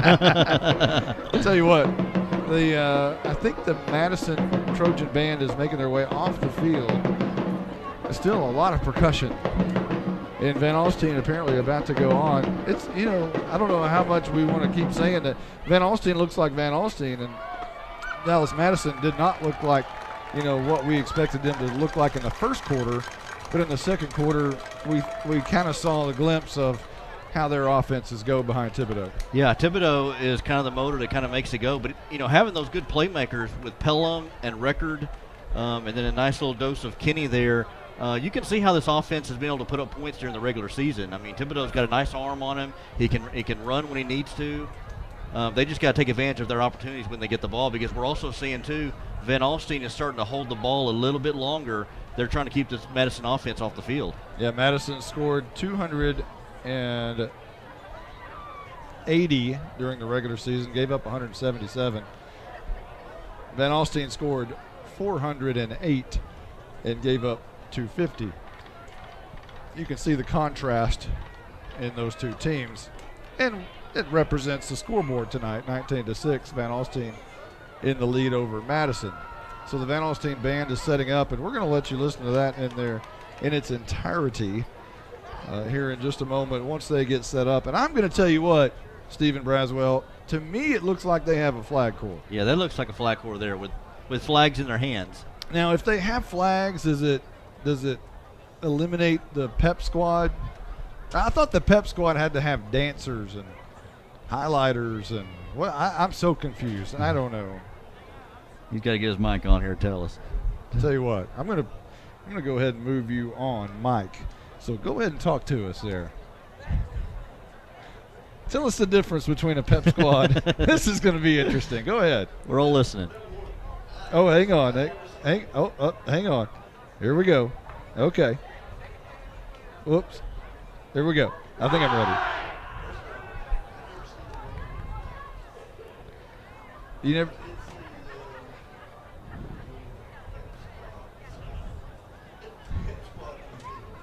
Okay. All right. So he says, and I'm not sure, we may be in the wrong channel there. He says that they were doing pep squad routines. Yeah. Okay. All right. Okay. All right. We got it, I think. Anyway, nonetheless, here's your Van Alstyne Panther band. We'll let you listen to it in its entirety.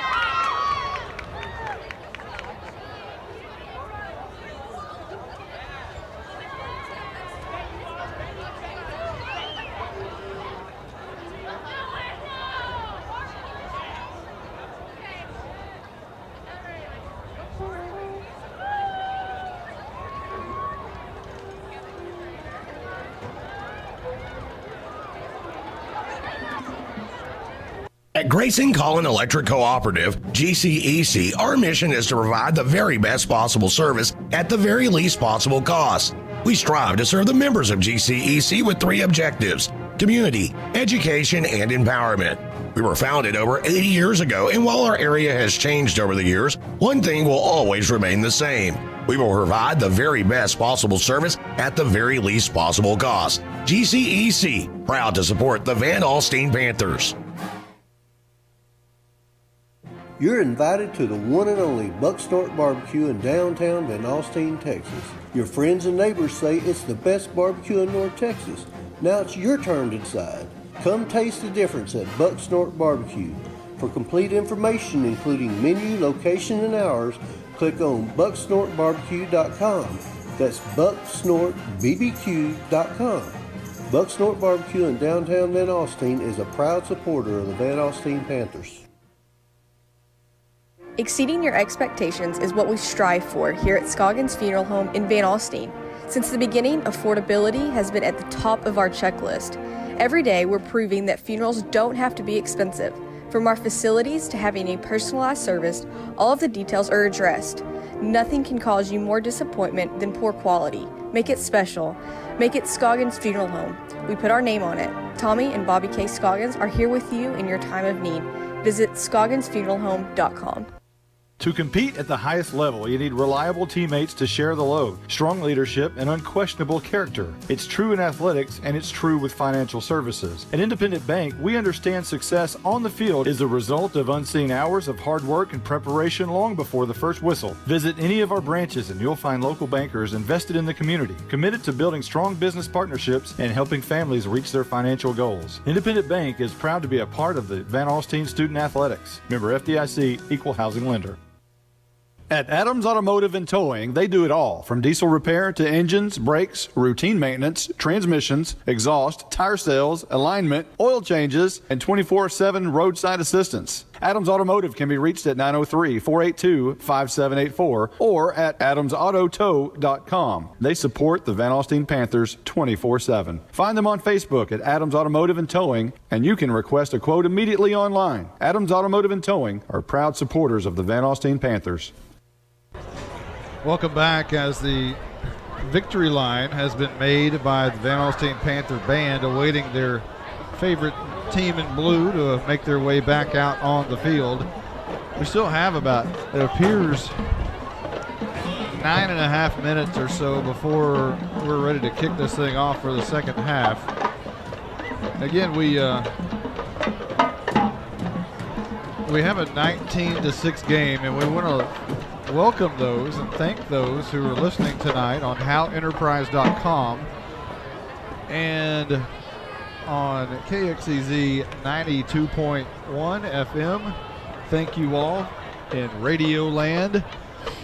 It's been a fun broadcast so far tonight. You know, it's been a while since we've been here at Royce City. We did a game 2 years ago for the Howe Bulldogs and the Mineola team that eventually won state, and it was right down here about the 10-yard line that I'll always remember. Brandon Wall, unfortunately, we love Brandon, but he had that ball just kind of slip out of his hands down there as Howe was about to punch it in, and I'm afraid if Howe punches it in right there, that he might go on and win that football game.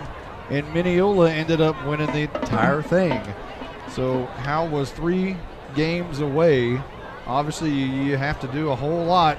You got to win those 3 games that Mineola won, and one of those was Pottsboro. And, but you know, hey, you never know, and we will never know if you know, perhaps that game could have gone a different way at the end of the game. And if I'm not mistaken, I may be totally wrong on this.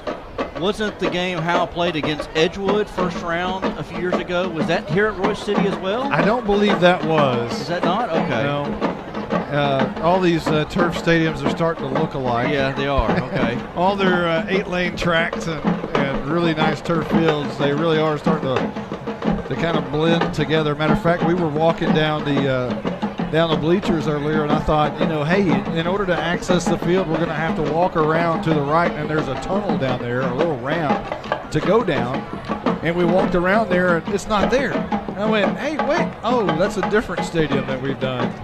And they all run together because they all kind of look alike now. They're somewhat cookie-cutter stadiums with tall bleachers and nice rugs. And this one is a really nice facility. This press box is up into the heavens. I mean, it's a giant piece of work. It is, and it's really tough to see down there, and I don't like to keep harping on that, but, man alive, I don't see very well to begin with. I wear glasses when I do this, and when I'm trying to look through binoculars and then try to put the glasses on to see after that to write things down, it makes it a little bit difficult. Yeah, trying to see all that, trying to translate what's been going on the field, I mean, that's a lot to do. I had a broadcast partner one time who labeled me Mr. Magoo back in the late 1990s or early 2000s, and that one kind of stuck, and it's kind of true. 19-6. We're looking at stats from last week. We're not going to have anywhere near that. A week ago at the half, our statistician from a week ago was Blake Burnett. He's on the sidelines today, but at the half, Carroll had 106 yards. Well, he may very well have that tonight at the half. Yeah. Gallagher had 118 and 2 touchdowns. He does not have that in the first half. Wouldn't think so. Passing a week ago at the half, Gallagher was 4 out of 8 for 147 yards. How many has he attempted in the first half this week? Passes? 2 passes. Yeah. 2 passes. Yeah. They pretty much had to kept it on the ground and been successful with that tonight. They have done a very good job talking about the Van Alstyne Panthers. They've done a nice job of their game plan for tonight of trying to keep Dallas Madison and their speed on the sidelines. They're kind of playing, they're kind of playing the type of offense that one of their rivals might play. If I was looking at keys to the second half here, is first of all, I continue to do that. I continue to run the ball and take time off the clock, but pretty quickly here, I would just take the wind out of their sails of Madison here. So the next couple of possessions will be important for not only Madison to stay in this, but for Van Alstyne to just kind of instill their will here and put this thing out of hand early on, and maybe even be able to sit Gallagher and sit Carroll and sit some of those starters there and rest up for next week. It's been a while since Van Alstyne has not put up mega points. If you go back during district play against Rains, they started off district 51-0 against Rains, and then 41-20 against Pottsboro, and then 38-24 against Lone Oak, and then 42-9 against Commerce, and then 60-0 against Howe, and then 78-63 against Bonham. That's for a district total points of 310. Most teams don't get that in an entire season. No. 310 points in district play is pretty remarkable. So 38 points. They scored at least 38 points in every district game. That's pretty remarkable. Well, and you look at the last 4 games, they went up each week, 38 to 42 to 60 to 78. If they're going to go up tonight, it's going to be quite the barn burner in the second half, because 19 points on the board would require about 60 points here in the second half. And I don't think that's going to happen tonight. No, and at the rate they were going earlier in the second quarter there, when they were trying to slow it down and keep them off keep Madison off the field, I don't think they're going to score anything close to that.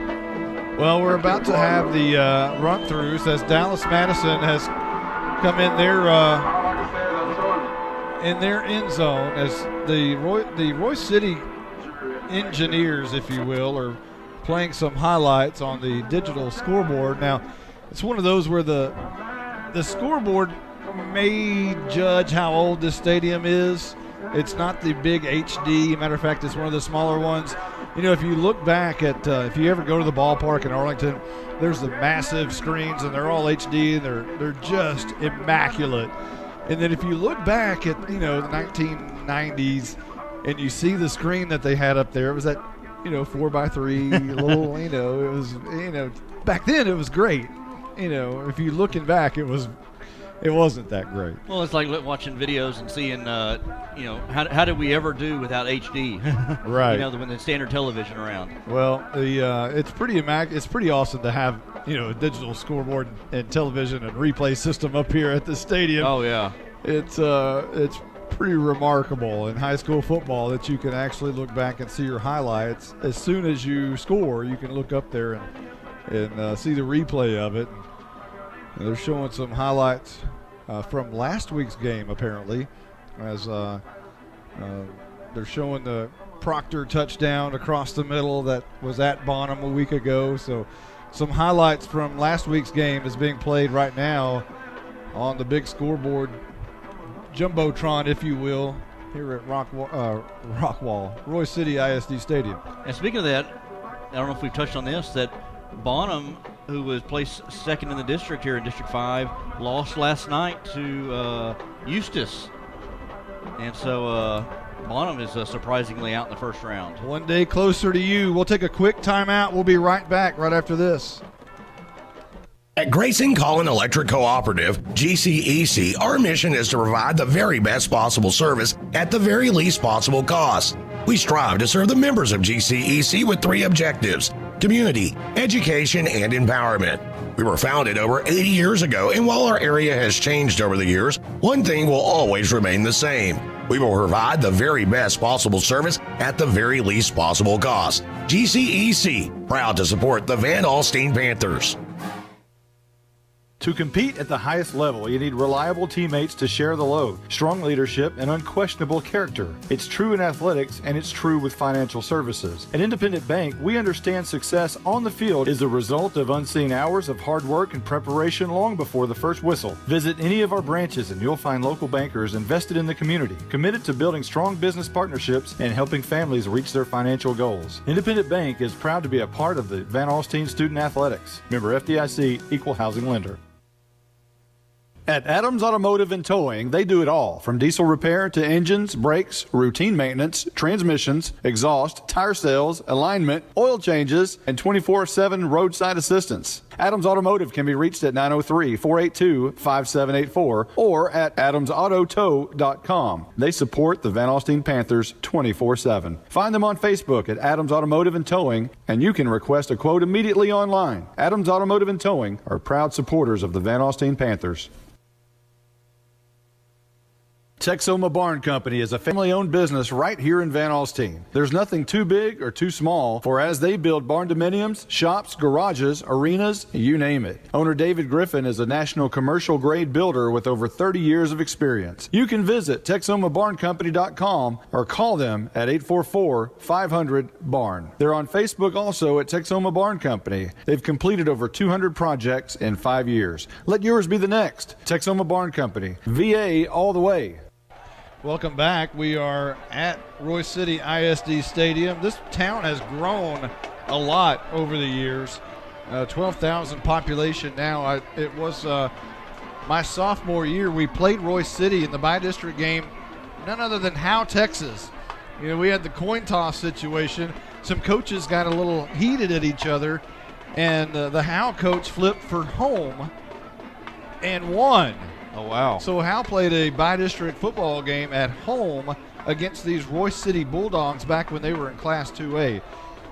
Roy City's changed a lot since 1989, and now they have this luxurious field over here that they've had for probably going on 10 years now, and 12,000 people. And I noticed another development going right behind us over here, and it's just a totally different city than it was 25 years ago. Are you comfortable saying who won that game? I am.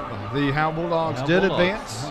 I guess you wouldn't bring it up if the Bulldogs would have lost, huh? Yeah, probably not. We probably would have let that one slide. It's 19-6, and we're just about ready for the second half here as Madison's going to kick off, and it's going to be a low line drive kick. It's going to go to Austin Moore at the 11-yard line, straight up the field, looking for a block. He's got the 30 and runs into a defender at the 32, and going to go down right there, and that's where Van Alstyne will start the second half as we'll change the scoreboard over to 3. And it's 11:55 left to go in the third quarter. Just underway, about ready for the first play. Moving right to left is Van Alstyne. This is a important drive for the Madison defense. I talked earlier. They're going to need to get a stop if they want to stay in this ball game. But if I'm the Panthers, I keep giving it to Jake Carroll and Justin Barnes and dose of Gallagher here and there. This is going to be Gallagher fumbling the snap. He has to go down in front of him to try to just recover it, and he does. It'll be a loss back to the 28-yard line, and that's a loss of about 4. And that's not the way Van Alstyne wanted to start the second half. We've seen a couple of low snaps here. That one was kind of low and kind of more in front of him, and he couldn't field it cleanly and just had to fall on it because he had some Trojans coming right at him. Second down and 14 coming up for Van Alstyne as they're not in any hurry whatsoever. Just kind of looking to the line, and Gallagher sends a man in motion from right to left, and then he drops back, setting up the screen all the way back. Just has to throw it away because he had heated pressure right on him. And I'm not sure if there's a flag down or not. It looks like there is. At the 11-yard line. Let's talk to Blake Burnett about that play right there. What'd you see, Blake? Yeah, Gallagher just got drilled. He looks hurt on the play as his teammates are picking him up off the turf right now. So Gallagher limps back. He's not leaving the field. The flag is being waved off. Wow. And apparently Gallagher was not flagged for intentional grounding. I thought that's what that might have been, as he just kind of heaved it away as he was under pressure. So the ball will go back to its original spot before the ball was snapped, which is at the 28-yard line. That was a screenplay that was developing, and the offensive line kind of lets the defensive line come through. Well, he let Eric Jefferson come through, and Jefferson was coming with some heat there, and I thought at first it was a flag, a roughing the passer. I thought at first, but y'all thought it was intentional grounding, and it was waved off either way. Well, there's something to do here with the officials. They called an official timeout, something to do with Proctor, Gage Proctor, who comes off the field. I'm not sure whether it's an equipment issue. So I'm not sure. We'll have to check with that. 3rd and 14, right to left. Gallagher drops back, wanting to throw, under pressure now. He's flushed out of the pocket towards the far sideline, throws it, and it's going to be incomplete. Looking for his receiver across the field, and it's going to be punt time for Van Alstyne early on here as Cuthbertson couldn't come up with it. It was nowhere near him.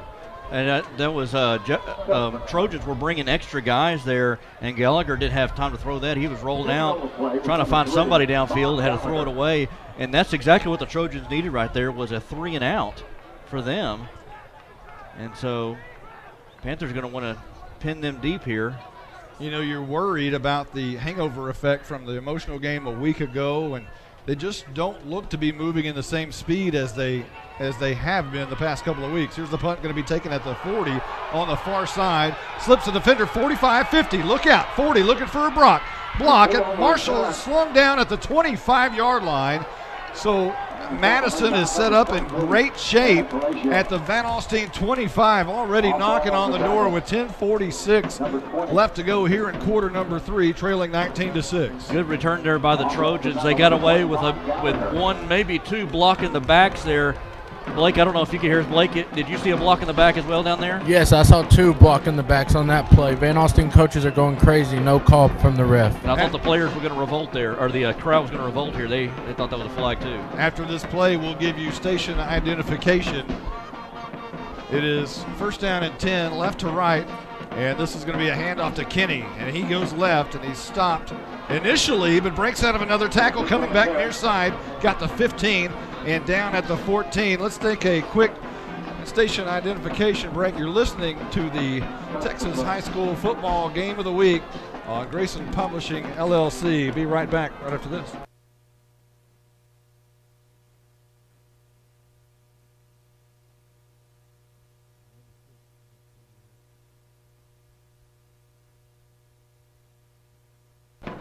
About a 2-yard gain there from what it appears to be the receiver, Coben Hill. And it'll be 2nd down and 9 for Dallas Madison, left to right. 10:05 on the clock here in quarter number 3. It is, again, 2nd down and 9 as they're hustling up to the line of scrimmage. Trips to the left side, man in motion. And Thibodeau is going to fake it to him and give it to him. And again, that's Coben Hill. Flag down as he makes it near the first down marker at the 6-yard line. It appears that it might be a holding call, what our spotter Stephen Braswell says. And it was. I'll tell you what, these first couple of plays here on this opening drive here for Trojans, they look like a different team coming out. They've got a spark under them. Maybe been slowed down here by that flag, but they're getting the ball moving, got a little rhythm going here to this drive. Up until that flag. You know, they do look like the team with momentum. And you worry about Van Alstyne, who was kind of lax on their first drive. They came out not with the same kind of energy that they've had in previous weeks. We'll see if that changes. It's second down and a long way to go for Madison here as Thibodeau wants to throw. 3-step drop, looking deep in the end zone, and it's going to be overthrown about 6 yards deep in the end zone. Looking for his, I believe that's his favorite wide receiver, Cedric Pullum, in the end zone, but it falls incomplete. However, I was told that was Marshall and not Pullum way down there on the field. Definitely overthrows him there. That penalty is that really set Madison back here because they're third down and what do we say, 20 at least? About 14, perhaps 15, 16. So Thibodeau in the gun. He drops back and wants to throw again. This time he's under pressure. He throws it across the middle, and it may be a great catch at the 5-yard line. And it's going to be Pelham on the catch, and he will make the catch. It's shy of the first down, or did he catch it? No, apparently that one's incomplete. He couldn't hang on to it at the very end. No replay on that one. Yeah, and that was kind of a slant there across the middle. They've been running that here several times here tonight, trying to get it to Pelham or get it to Record and try to sneak it in, and Pelham couldn't hang on to it. So this is 4-down territory here for the Trojans, and they're 4th and 19 is what it looks like. So Thibodeau all alone, empty backfield, 3 receivers right, 1 up top or 2 up top. Van Alstyne may have jumped across the line. Thibodeau under pressure. He's going to run it at the 20, at the 15, and pushed out of bounds at the 13-yard line. Not enough for a first. I don't see a flag. One Van Alstyne Panther I thought might have come across the line of scrimmage. Apparently he was able to get back. And the Madison Trojans did not pick up the first down and turn the ball over on downs right there with 9:10 left to go in the third quarter. Thibodeau escaped pressure there, trying to avoided pressure there and able to get downfield but short of the first down.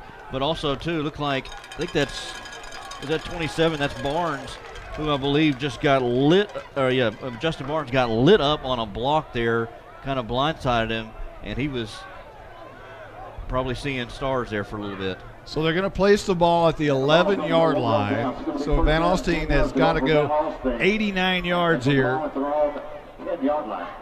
And if anybody can do it, it's Rhett Gallagher and company. 2 receivers near side, 1 at the top. Gallagher turns and hands, and that's Carroll. No, he's going to keep it around the left side. He's got the 10, trying to outrun people to the 15, and gets to the 20-yard line, close to a first down, and they give him a great spot at the 21, which is a first down. First of all, it was a good defensive stand there by the Panthers on that last drive here, and then the Gallagher on the keeper there around the left side, and they got the hurry up going here. Yeah, back to a good pace for Van Alstyne. Near side Carroll, and he's going to be drugged down by 1 defender on the near side, but not after about a 5 or 6 yard pickup by Carroll to the 27-yard line. Carroll ran that left side, and they're starting to go quicker here. Cabron Fox on that last tackle. Bringing back a 2nd down and 5, 2nd down and 6 here for the Panthers. And Van Alstyne in hurry-up offense again in the pistol formation, and now Carroll moves out of the backfield. Empty gun, and now Gallagher wants to run it straight up the middle. He's got a little bit of a seam, and he takes advantage of what he gets, and what he gets is a first down to the 35. And we're starting to see this this Panther offense, the running game, start to get going. With some runs by Gallagher and Carroll. 8:23 and rolling here in quarter number 3 as the Van Alstyne Panthers on their side of the field here, 15 yards shy of midfield at the 35. A fresh set of downs, and they pick up the pace just a little bit. Pistol formation, Gallagher and Carroll, and they fake it to Carroll, and Gallagher runs around the right side, and he's stuffed for a loss of about 2, maybe 3 yards back to the 32-yard line. Number 1, Michael Horn in on the tackle, and then number 8? Kinney in on the tackle as well as Gallagher trying to get around that right side, and good pursuit there by Horn and Kinney. Well, you have to give Madison a lot of credit here tonight. They have really done a number on stopping Gallagher from getting outside on that play action fake on the read option. A pistol formation here from the 32-yard line. A low snap, Gallagher digs it out, hands off up the middle to Carroll. 3 yards to the 36-yard line perhaps. And this will set up a pretty important third down for Van Alstyne. Yeah, they started moving fast here, and now they're still moving fast here, going with Carroll there up the middle on some 3 hard-fought yards there. Third down and long. Let's see what Coach Miller has here on third and long at their own 36-yard line. Third down and 9. Gallagher rolls out right, throws down the field, one hops his receiver rather, and it's incomplete. It would have been a first down, but it just fell just short for Drellin Davis, and then it'll be punt time for Van Alstyne. And everything that was going so quickly, all of a sudden, turns into a punt. And Gallagher was rolling out there, and there were some Trojans coming in on him with some heavy heat there. He had to get rid of that a little quicker than he wanted to, a little off target more than he wanted to, and Davis had to trap it there. Gallagher's punt is a high, wobbly kick, a great kick all the way down to the 10 to the 5, and it barely rolls into the end zone. A flag is down, but what a massive kick that was for Rhett Gallagher. That flipped the field there for the Panthers. Wow. Nice. So there's 6:49 on the clock here in quarter number 3. And the Madison Trojans will start from their own 20. And not quite the amount of possessions that we had a week ago. There's a legal procedure apparently against Van Alstyne, what we're told. We'll see what that does to the ball placement. Let's check down with Blake Burnett down there. What's it like on the sidelines? This game is heating up now in the third quarter here as both teams are getting after it. Hopefully we have a good game in the end here tonight. Well, I think we will, and you're right. The first quarter was a little bit dormant for Dallas Madison, but since then they've tried to make a game out of it. Still only 6 points on the board, but they've kind of had a lot of momentum ever since that first quarter. 6:47 on the clock. Thibodeau wants to throw deep down the left side. It's going to be caught at the 37-yard line. And I believe on the reception over there is once again Cedric Pelham. And that's a huge reception, a big deep ball over the left side. Yeah, we see the arm of Thibodeau and then Pelham downfield there, and they're going fast here again, or the Trojans. Well, spotted at the 37-yard line in Van Alstyne territory. Thibodeau hands off up the middle, and that is Kinney again running right side. And he bounces it from the middle to the right.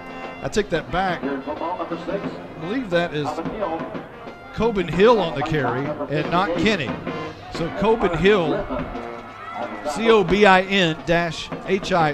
Coben Hill will set up a second down and 5 after a 5-yard carry.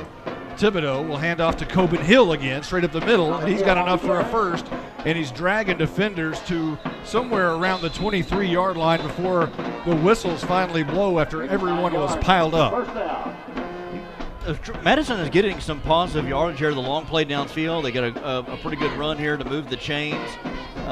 They can get a score here. This thing makes it 19-12, maybe 19-13, maybe 19-14. You get a 2-point conversion. So this is an important drive here for Madison. First down and 10. Left to right from the 23. Thibodeau looking for the end zone. Now he's got a lot of room to run. 20, 15, 10. Being corralled. Escapes a defender at the 5. Runs out of bounds just before the 5 at about the 7-yard line. So Thibodeau had lots of room to run. Had a lot of defensive backs covering the receivers that were going out, and only 4-man rushing, so there was a lot of real estate there in the middle of the field. He took advantage of it all the way up inside the 10-yard line. A chance here for Madison to pull within a half a touchdown. So Thibodeau's going to hand off Coben Hill up the middle. Nothing doing there. Maybe a yard. And they'll spot him at the 5. I thought for a moment the ball might have came out, but apparently it did not. So second down and goal from the 5 coming up. The Panther defense has been stingy down here in the red zone. tonight. They gave up that 6 points in the second quarter, but really made Madison fight for it there. Had to convert a third down to get there. Well, they punch it in right here, and we got a ball game on our hands. 5:01 on the clock here in quarter number 3. Second down and goal from the 5 coming up. Under the 5-minute mark now. 2 men in the backfield, along with Thibodeau.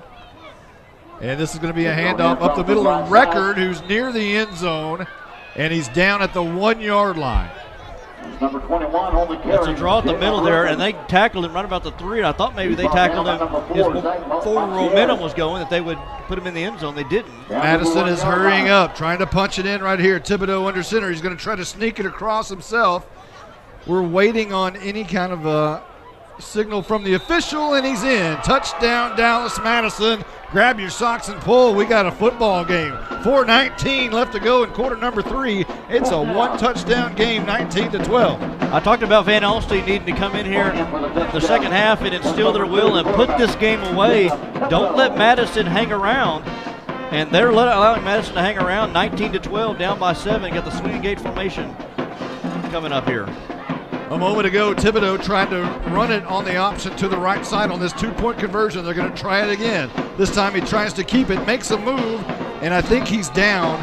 His knee was down before he went in, and I think that's what the officials are going to call. He was just shy. Wow. And he is. 4:19 left to go in quarter number 3. We have a football game in Royce City, Texas, 19-12. We'll be right back right after this. You're invited to the one and only Buck Snort Barbecue in downtown Van Alstyne, Texas. Your friends and neighbors say it's the best barbecue in North Texas. Now it's your turn to decide. Come taste the difference at Buck Snort Barbecue. For complete information, including menu, location, and hours, click on bucksnortbarbecue.com. That's bucksnortbbq.com. Buck Snort Barbecue in downtown Van Alstyne is a proud supporter of the Van Alstyne Panthers. Exceeding your expectations is what we strive for here at Scoggins Funeral Home in Van Alstyne. Since the beginning, affordability has been at the top of our checklist. Every day, we're proving that funerals don't have to be expensive. From our facilities to having a personalized service, all of the details are addressed. Nothing can cause you more disappointment than poor quality. Make it special. Make it Scoggins Funeral Home. We put our name on it. Tommy and Bobby K. Scoggins are here with you in your time of need. Visit scogginsfuneralhome.com. Austin Moore takes the kickoff and runs it back to the 39-yard line. A pretty good return by Austin Moore. I thought there was going to be a flag for offsides against Madison, as it appeared that the safety might have went across the line before the kicker kicked it, but no flag. 4:12 on the clock, 19-12. Van Alstyne in the lead, and they have the ball at their own 39-yard line, moving right to left. And a pretty good return there by Van Alstyne up to their own 40-yard line. So Gallagher in the gun, and he will fake it, turn around, and now he's in trouble behind the line of scrimmage, and he slides down on a busted play. Another loss on first down, and now all of a sudden Van Alstyne is setting up in second down and long on 2 straight possessions. Right there, he was faking it to the left. There was nobody there. Another broken play. We've seen that 2 or 3 times where there have been miscommunication between Gallagher and the running back in the backfield, and it's cost him 3 yards, and it's an important part of the game right now. So ball at the 37. Justin Barnes stands right behind Gallagher in the pistol. And he fakes the hand, wants to throw it deep down the right side, looking for Drellin Davis, who makes the catch at the 25, strolls into the end zone. Nobody's going to touch him. Kiss him goodbye. Van Alstyne's back on the board. A great pass there by Gallagher. Perfect touch on it. Put it right where Drellin Davis could catch it. There was one-on-one coverage there. The defender fell down, and good job there by the Panthers. Have answered back here, made it a 2-possession ball game. In a traditional PAT style now, no swinging gate, and it'll be Kern, it appears. Gallagher to hold. It's on the tee. The kick is up. The kick is true. The kick is good. And Van Alstyne leads 26-12. We'll be right back right after this timeout. At Grayson Collin Electric Cooperative, GCEC, our mission is to provide the very best possible service at the very least possible cost. We strive to serve the members of GCEC with 3 objectives: community, education, and empowerment. We were founded over 80 years ago, and while our area has changed over the years, one thing will always remain the same. We will provide the very best possible service at the very least possible cost. GCEC, proud to support the Van Alstyne Panthers. To compete at the highest level, you need reliable teammates to share the load, strong leadership, and unquestionable character. It's true in athletics, and it's true with financial services. At Independent Bank, we understand success on the field is the result of unseen hours of hard work and preparation long before the first whistle. Visit any of our branches and you'll find local bankers invested in the community, committed to building strong business partnerships and helping families reach their financial goals. Independent Bank is proud to be a part of the Van Alstyne Student Athletics. Member FDIC, Equal Housing Lender. Van Alstyne fakes the quail onside. What a beautiful call it was. Only a 2-play drive, or 3 plays rather, for Van Alstyne. Went 61 yards. And a high pooch kickoff is going to be fielded by Dallas Madison. And thankfully for Madison, it was fielded by Dorsey, the wide receiver who is on that kick return team. Kind of a little bit of a gamble there to see if Madison can field it cleanly. They did. Now they have good field position at the 49-yard line, and they were able to move the ball fairly easily the last drive up until they got inside the 10-yard line and had to really work for it, but good field position for the Trojans. So Coben Hill stands to the right now, left side of Thibodeau. Now he goes out of in motion to trips formation. There's actually 4 receivers on the left side. Thibodeau throws it to Coben Hill on the screen pass. He gets a few blocks and a few yards, maybe about 4 or 5, inside Van Alstyne territory to the 46-yard line. Yeah, but Coben Hill behind 3 receivers, threw it out to Coben Hill, and he just kind of waited for his blocks to materialize there. He only got about 5-6 yards on the play there, but a chance to get Coben Hill in open field and use his speed and athleticism. During the timeout, we were thinking ding, ding, ding. Was that the left corner knockout? But I don't know. Here comes Dallas Madison. 2nd down and 5. Thibodeau hands off straight up the middle. Coben Hill, lots of room to run near the 35 and down at the 34-yard line. Move the sticks for Dallas Madison. Coben Hill is getting this running game for Madison life here in the second half with some big gashes here on the Panther defense. Quickly to the line of scrimmage. Thibodeau, handoff again. Coben Hill, same play, up the middle. Crosses the 30 to the 28-yard line. 29 perhaps. Again, another important drive as clock continues to tick here with about 2.5 minutes to go in the third quarter. Need a score here to try to keep this within reason. You're down by 14. Yeah, Dallas Madison is going to have to they were in the situation where they had come all the way back to make it a football game, and then Rhett Gallagher lays the hammer home to Drellin Davis on a massive 37-yard touchdown pass. Or 63-yard touchdown pass. 63, I think. There's a handoff to Coben Hill straight up the middle, and not much doing there, maybe to the 28. And just a draw at the middle here, Panther defense stiffens there on that one as Hunter Griffin in on the tackle. 3rd down and 4. So a minute 39 on the third quarter clock. It's 3rd down and 4. And Dallas Madison talking about it. They're all looking at their playbooks that are strapped to their front belts. Everybody looking at it. Now they come to the line of scrimmage. Thibodeau talking to Coben Hill to his right. Now they talk, and now he moves him over and looking for the screen pass again, and this time Thibodeau keeps it. And he's going to look straight up the middle, not enough for a first down, a yard short at the 25-yard line. A lot of motion there, a lot of moving around on Coben Hill there from the right, the left, put him in motion. Looked like he was going to try to throw it to him, and Thibodeau faked the throw and then went right up the middle there.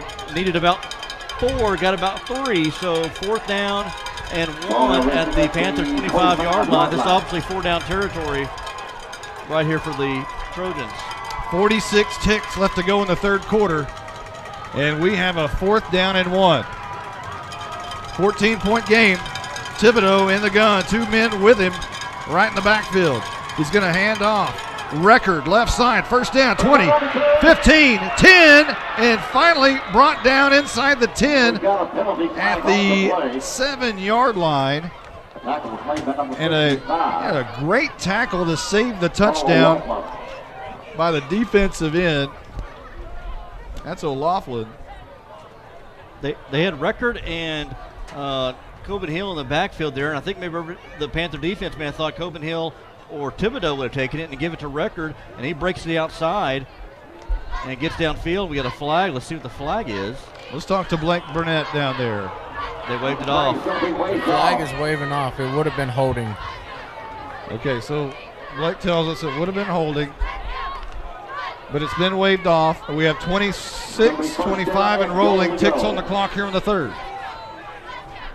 And a fresh set of downs for Dallas Madison, trailing by 14 here in Royce City. We're just about ready for the fourth quarter. There's 9 on the play clock, 12 on the game clock. 2 men in the backfield. Thibodeau in the gun. He's going to hand off left side and looking for the end zone, but going to come short about the 3-yard line. And that is Coben Hill, and that is the end of the fourth quarter. And when we come up here in a moment to start that fourth, Dallas Madison's going to be knocking on the door. We'll be right back right after this timeout. At Adams Automotive and Towing, they do it all, from diesel repair to engines, brakes, routine maintenance, transmissions, exhaust, tire sales, alignment, oil changes, and 24/7 roadside assistance. Adams Automotive can be reached at 903-482-5784 or at adamsautotow.com. They support the Van Alstyne Panthers 24/7. Find them on Facebook at Adams Automotive and Towing, and you can request a quote immediately online. Adams Automotive and Towing are proud supporters of the Van Alstyne Panthers. Have you been in the Lone Star in Van Alstyne lately? If not, here's what you're missing. Me Taco, a build-your-own taco shop where your food is made your way. Texacona Coffee Lodge, serving specialty coffee and baked goods and made on-site daily. Subway, eat fresh. A large dining area with free Wi-Fi. Newly renovated restrooms. Then there's the Lone Star Savers Reward Program, helping the customers save time and money. But the best thing about Lone Star in Van Alstyne? It's in Van Alstyne, where we've been supporting the Panthers for over 20 years. Welcome back to Royce City as the Trojans are coming out on the field. The ball's going to be placed on the left hash. 3 yards away from Pater and 1/4 away from this one being in the books. Let's see who wants to take it. Van Alstyne in the lead, 26-12. And they punched it in on a 63-yard pass and catch from Gallagher to Davis a moment ago, and now Dallas Madison trying to answer right back. Thibodeau goes under center. He's going to hand off to Record from the 3, and he makes it to the 2.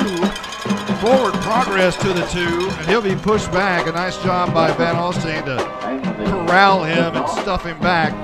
And one of those is going to be Hunter Griffin right there getting off the bottom of the pile. And Maxwell Nazarko as well, kind of penetration there in the middle of that defensive line for the Panthers, able to stop Record. Let's get a big third down here for the Trojans. 3rd and 2 from the 2, trying to punch it in. Thibodeau in the gun. Record stands beside him. Man in motion, and this is going to be a toss right side to Record, and he strolls in almost uncontested. Touchdown, Dallas Madison, and they punch it in to get on the board once again to make it 26-18. It seems like they've been getting a lot more of their yardage here in the second half on these outside runs, using their speed on the outside, and they did that there and just pitched it there to Record and had a pretty good hole there that nobody's going to stop him there as he's able to plow his way through. 26-18, and this is kind of an important PAT as well. If you can get the 2-point conversion, you're down by 6. The Trojan players were looking at the sidelines, and they all wanted to go for 2. They're all saying 2, 2, 2. Well, they get what they want as Thibodeau is in the gun. Coben Hill next to him. Thibodeau wants to throw in the end zone. It's going up and coming down is incomplete. Pelham is denied by Drellin Davis, who made a great play in the far corner end zone. 11-16 on the clock, 26-18. Van Alstyne in the lead. We'll be right back right after this. At Grayson Collin Electric Cooperative, GCEC, our mission is to provide the very best possible service at the very least possible cost. We strive to serve the members of GCEC with 3 objectives: community, education, and empowerment. We were founded over 80 years ago, and while our area has changed over the years, one thing will always remain the same. We will provide the very best possible service at the very least possible cost. GCEC, proud to support the Van Alstyne Panthers. I'm attorney Micah Belden. Call me now if you've been investigated, arrested, or charged with a crime in North Texas. My number is 903-744-4252. We'll set up a free consultation. You will find out that I'm rough, tough, and I can't get enough. I'm board certified in criminal law by the Texas Board of Legal Specialization, Principal Office, Sherman, Texas. Visit my website at shermancriminallawyer.com. Welcome back, and the kickoff is going to be taken and bobbled. Having to go back for it is Austin Moore at the 8-yard line up the middle of the field. Can't escape several Trojan defenders. Is going to be taken down at the 17-yard line, and Van Alstyne has a long way to go here. You know, Monty, maybe it's just me the second half.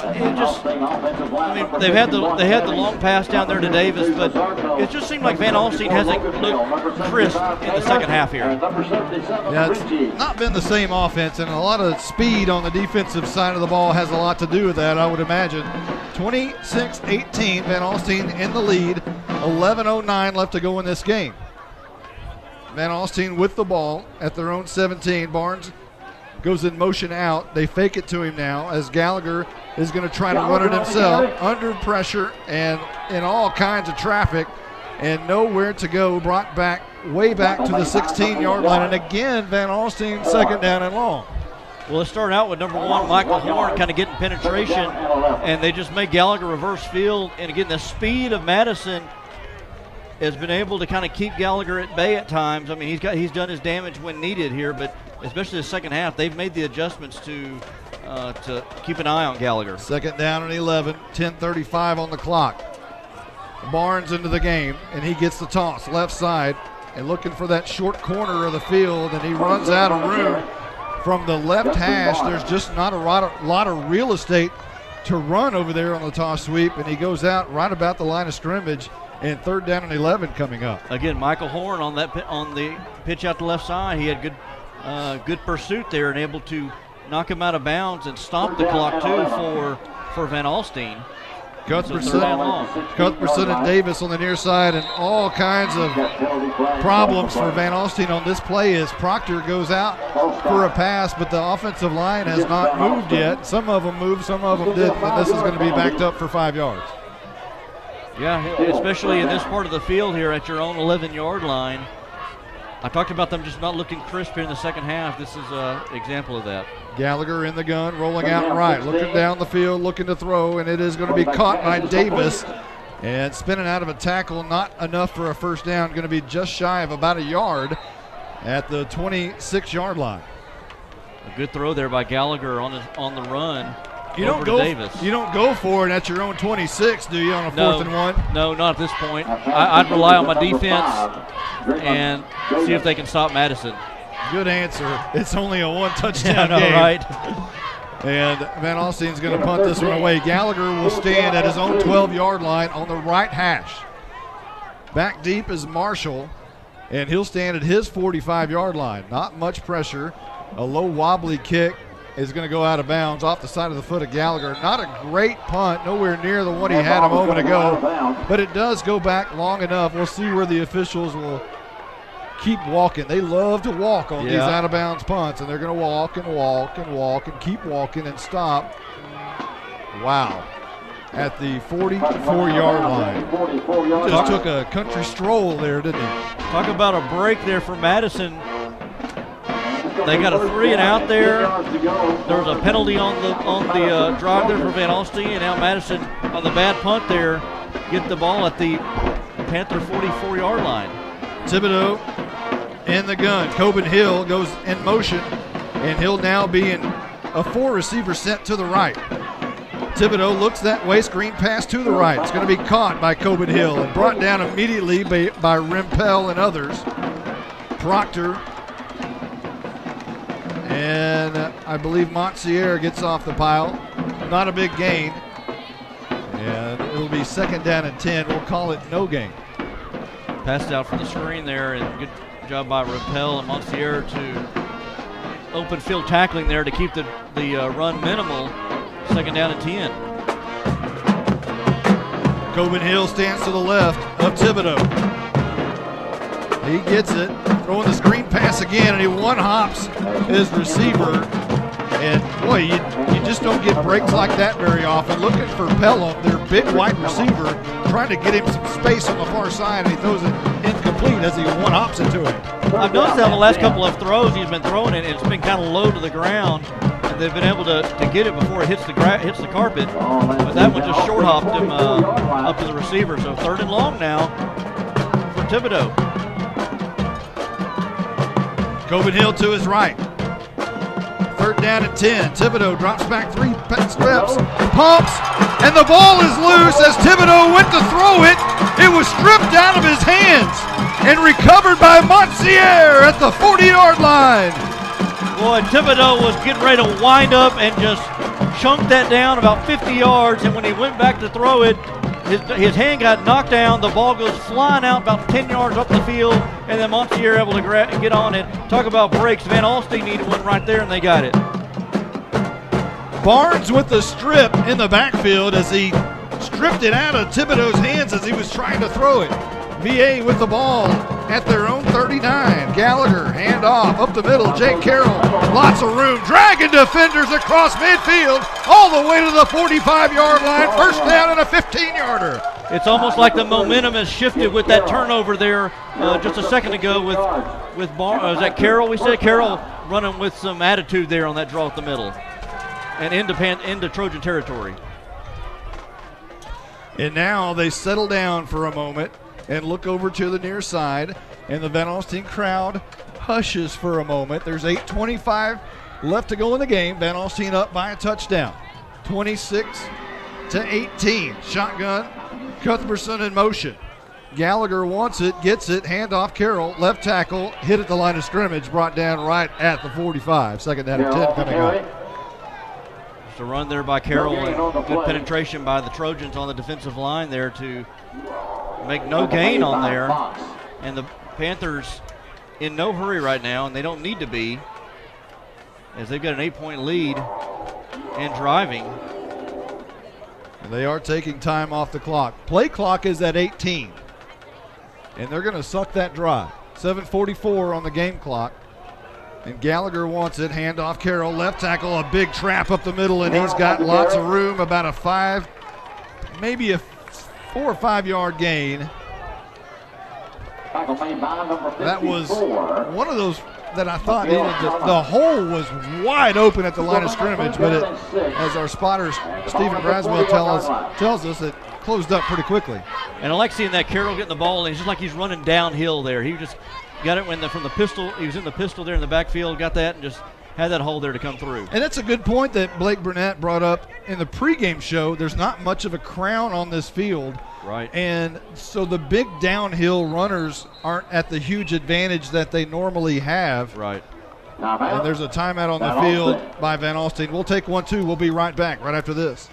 Texoma Barn Company is a family-owned business right here in Van Alstyne. There's nothing too big or too small, for as they build barn dominiums, shops, garages, arenas, you name it. Owner David Griffin is a national commercial-grade builder with over 30 years of experience. You can visit TexomaBarnCompany.com or call them at 844-500-BARN. They're on Facebook also at Texoma Barn Company. They've completed over 200 projects in 5 years. Let yours be the next. Texoma Barn Company. VA all the way.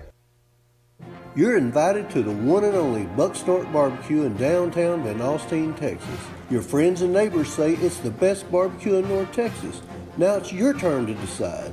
Come taste the difference at Buck Snort Barbecue. For complete information, including menu, location, and hours, click on bucksnortbarbecue.com. That's bucksnortbbq.com.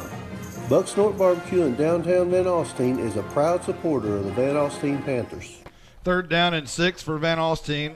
Left to right from our vantage point from the 41-yard line. Gallagher in the gun, sends a man in motion. Cuthbertson from left to right. And he's going to turn around. Nobody's there. Flushed out right, wanting to throw, looking down the field. Man in his face, and he heaves it deep down the field and out of bounds. 4th down and 6 coming up. That's an interesting play there. I don't know if that was a busted play there because he kind of, or maybe just a play action to roll to his right. Looked downfield, didn't find anybody, threw it out of bounds, but that stops the clock. I'd almost would have tried to fake it to Carroll and then just see if Gallagher can get you the first down, let the best athlete on the field see what he can do with it. There's no indication of a punt coming up. It's 4th down and 6. Scoreboard still says 3, 3rd down. But it's 4th and 6. And Van Alstyne is looking at the wristbands, and they're going to go for it here. 4th and 6. Cuthbertson leaves the backfield, goes in motion to the left.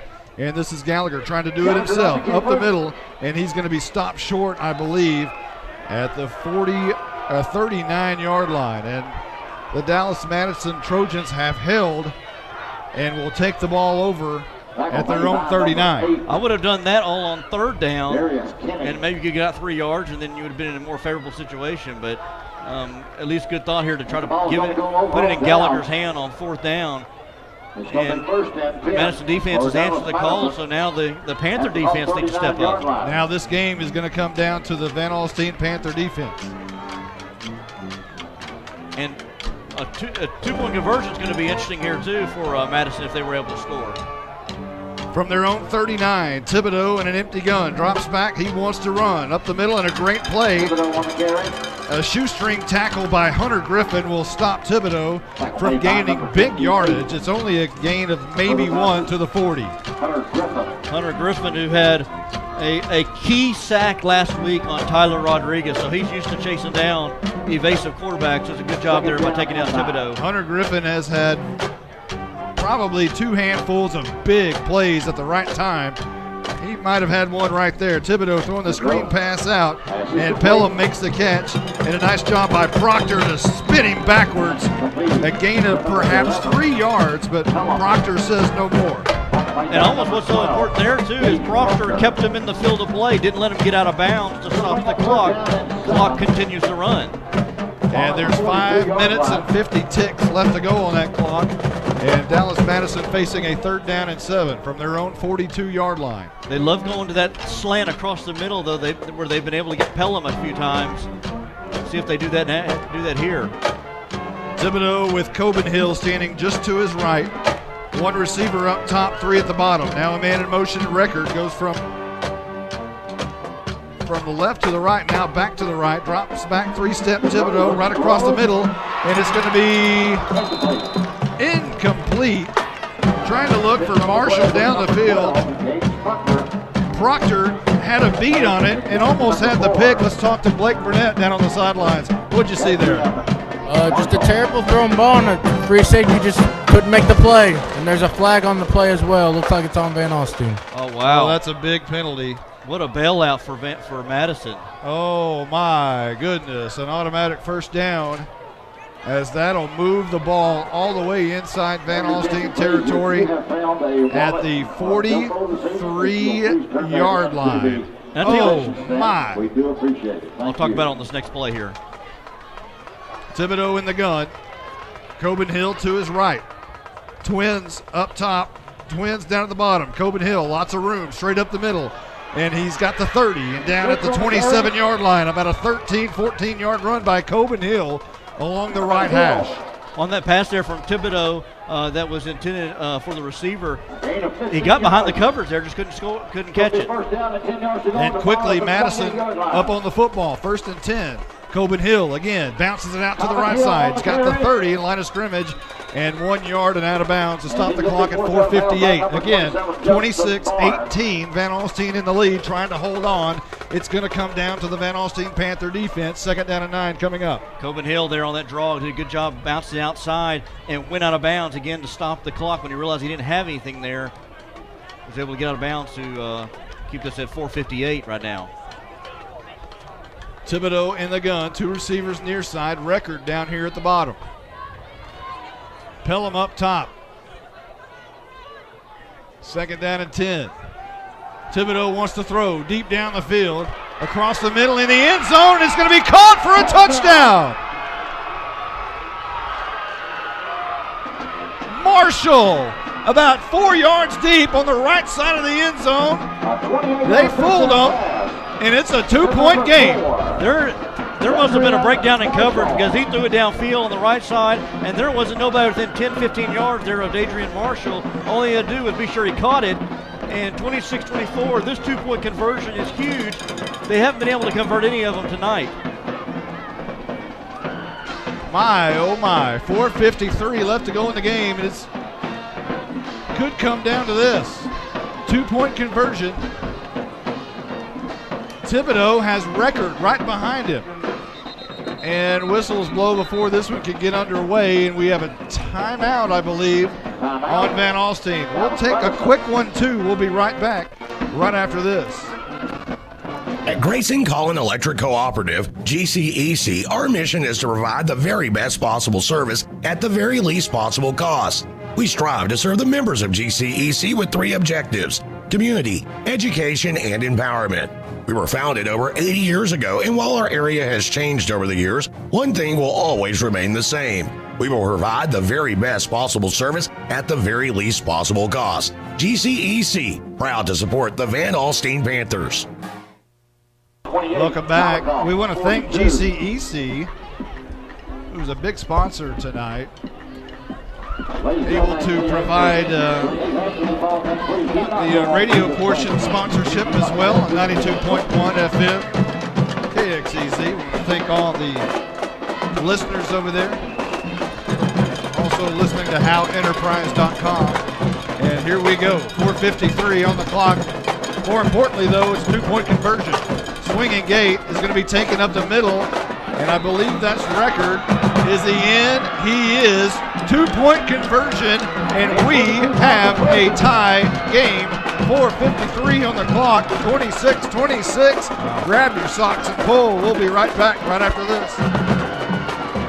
To compete at the highest level, you need reliable teammates to share the load, strong leadership, and unquestionable character. It's true in athletics, and it's true with financial services. At Independent Bank, we understand success on the field is a result of unseen hours of hard work and preparation long before the first whistle. Visit any of our branches and you'll find local bankers invested in the community, committed to building strong business partnerships and helping families reach their financial goals. Independent Bank is proud to be a part of the Van Alstyne Student Athletics. Member FDIC, Equal Housing Lender. 4:53 on the clock. Welcome back, Royce City, Texas. Monty Walker, Justin White, along with Blake Burnett, Stephen Braswell. What a finish we are looking at here, Justin White. Wow. You know, you put it in your defense hands, and that didn't work out. So now you get to put it in your offense's hands, and that's what Van Alstyne wants anyway. And here's the kick, going to go over Moore's head into the end zone, and he just goes 5 yards deep and takes a knee. As that one, he's had trouble fielding those kicks all night long. That one just sailed over his head. Van Alstyne will take it at the 25. Yeah, this would be, you know, obviously they'd like to be leading right now, but to have the ball with 4:50 to go and put it in Rhett Gallagher's hand, just see if he can move this ball down the field. Nobody you'd like to have more than him is Gallagher. One thing you got to have right here is a clean drive, no penalties, and you don't need to start out second down and long. And just when we said that, a procedure call apparently has been called against Van Alstyne. They'll back it up to the 22nd down and long. Again, first and long. Aside from that long pass to Jerlin Davis, the Panthers have just looked sloppy on offense. 4:48 left to go in the game. 2 receivers to the near side. First and 15, ball at the 20. And in the backfield is Carroll and Proctor. And this will be Carroll up the middle, bouncing out of a tackle. He's coming near side 30. Look out, looking for a block, swung down at the 34-yard line, close to a first down. About a 14-yard run by Carroll on first down.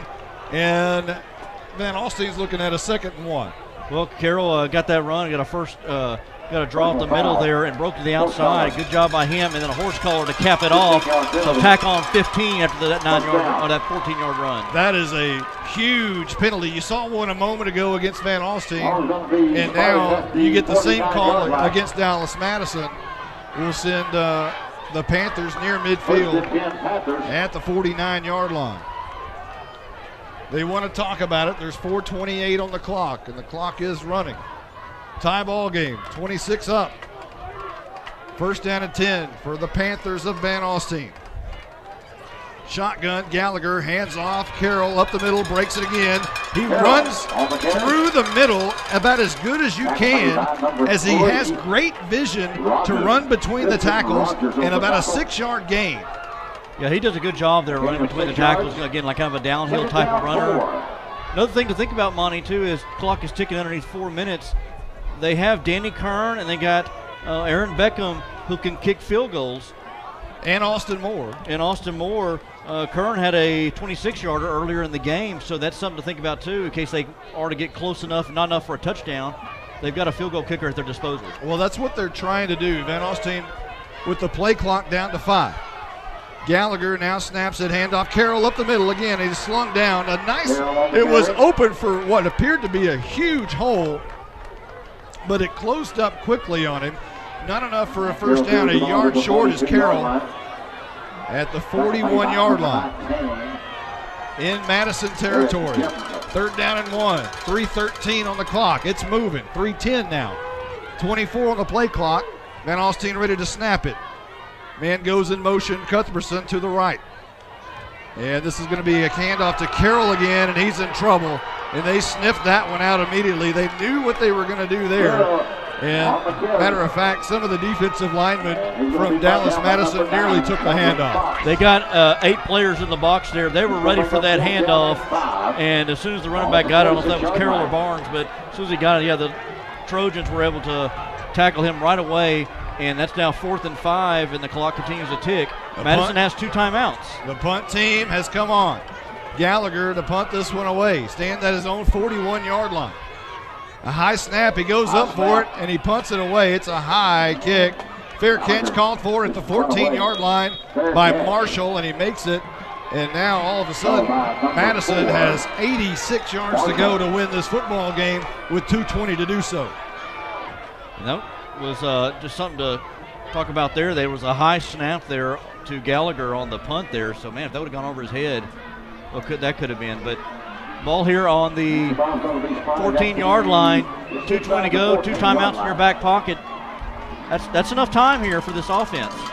Very conservative drive for Van Alstyne, unlike what we've seen in several weeks.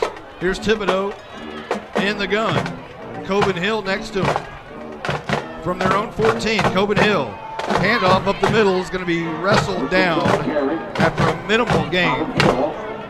And you got to wonder here on the draw up the middle, clock continues to tick. Does Madison go ahead and just say, we're going to keep this and we'll go into overtime? We're not giving the ball back to Van Alstyne here, or do they try to go ahead and score? I would think they try to take a couple of shots downfield. Yeah, you would think they would look for their big receiver, Pelham, at one point.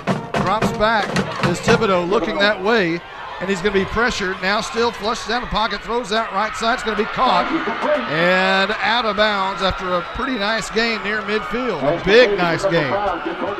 Good job there by Thibodeau to avoid pressure, roll to his right, and get it to Dorsey there downfield. Dorsey had to come back for the ball and got out of bounds to stop the clock with 1:40 to go.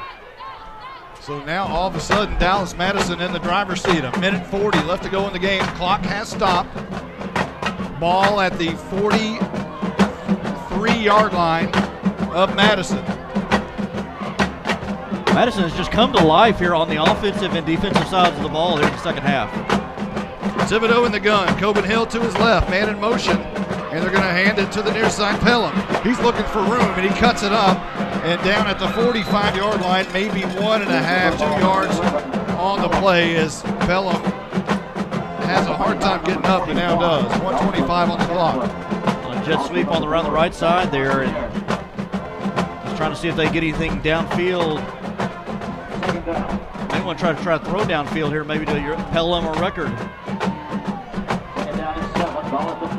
Madison taking a lot of time. 17 on the play clock. 1:06 on the clock. Thibodeau in the gun on 2nd down and 8. He wants to throw. Flushed out of the pocket near side. Wanting to throw. Still flush. Now he's going to run up to the 50, up to the 40, and out of bounds at the 41-yard line in Van Alstyne territory. A fresh set of downs. 54 ticks remaining to go in this game. Good coverage down the outfield by Van Alstyne. They had 4 defensive backs standing back about 30, 40 yards there, and nobody downfield. Thibodeau able to avoid a couple of tacklers, get some yardage, and get a first down into Panther territory. Stops the clock again, and Panthers are moving. 54 ticks to go in the game. Dallas Madison at the Van Alstyne 42-yard line. 1st and 10. Going right to left from our vantage point.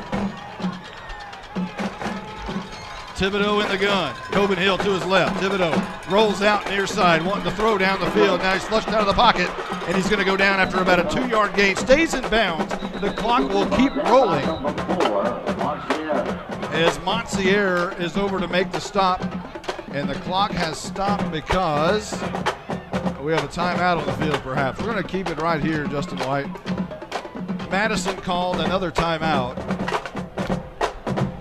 They have 1 remaining, and they have 44 seconds left to go in the game. One thing I noticed on that last play is they're not going to give up the big play. So they're okay with Thibodeau getting these extra runs, 5, 6, 7 yards. They're trying to prevent the big play downfield for the touchdown pass. So they'll kind of play back and then just let Thibodeau get his yardage there on the quarterback run. What you got to watch out for here is the big play. You know, the pass deep down the field in the corner of the end zone, which we saw earlier. That's going to be something that you would imagine Dallas Madison's talking about right there during that timeout. Maybe try to find their Megatron, Pelham. And he is split out to the right side of the field. 2 receivers near side. Thibodeau in the gun. Coben Hill stands to his right. 2 receivers to the right. Nobody past the right hash. Thibodeau rolls out towards the right hash. Now he's past it, throws it on the run. It's going to be caught and dropped. A nice play, Drellin Davis on the far side. Incomplete, 3rd down and 8 coming up.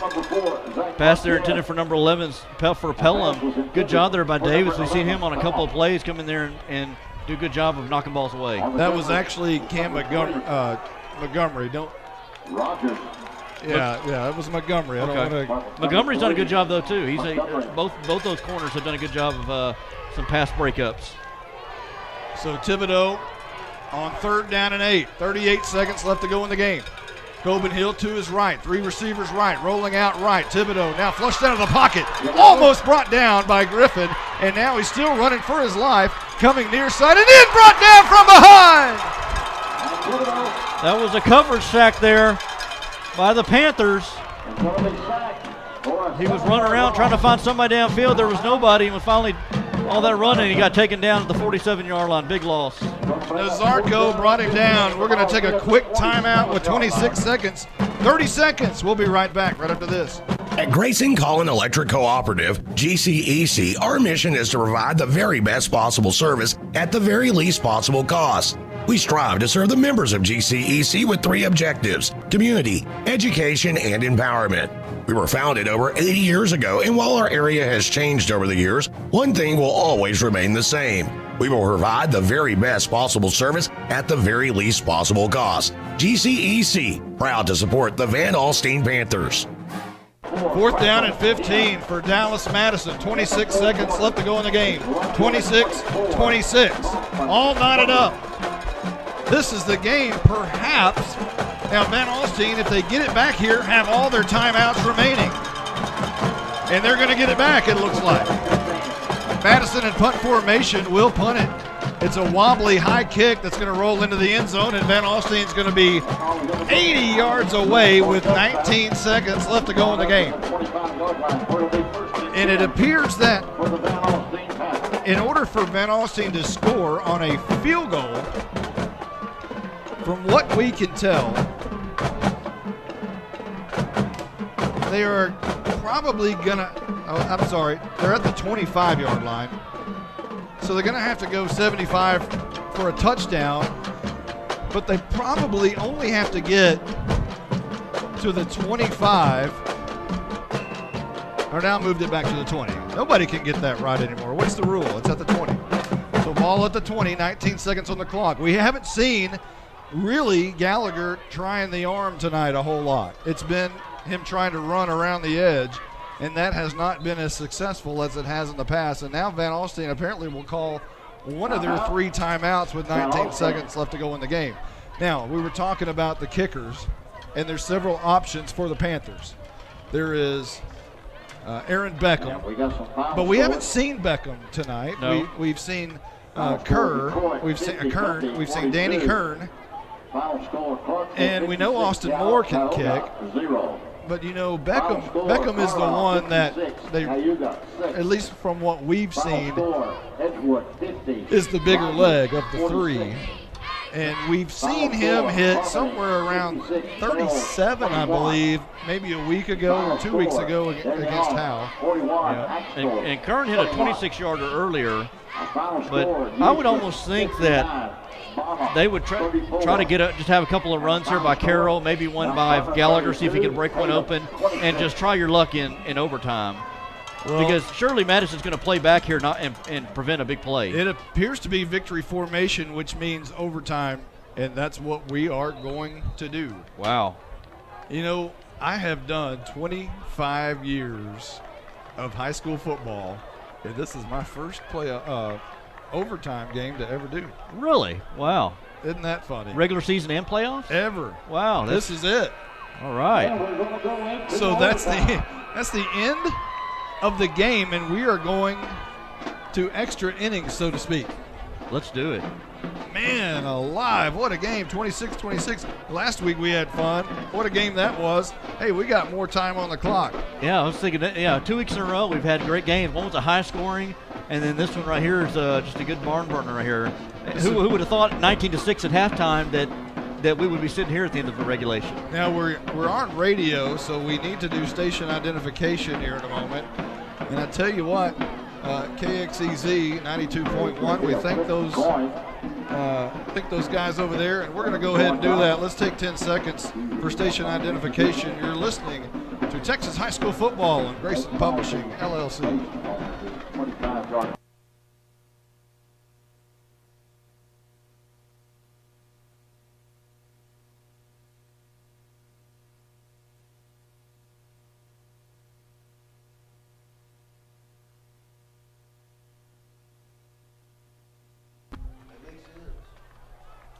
Well, we are headed to overtime, Royce City, Texas. Hey, I drove this morning all the way from basically Austin. This has been a very long day. It's exactly what I needed.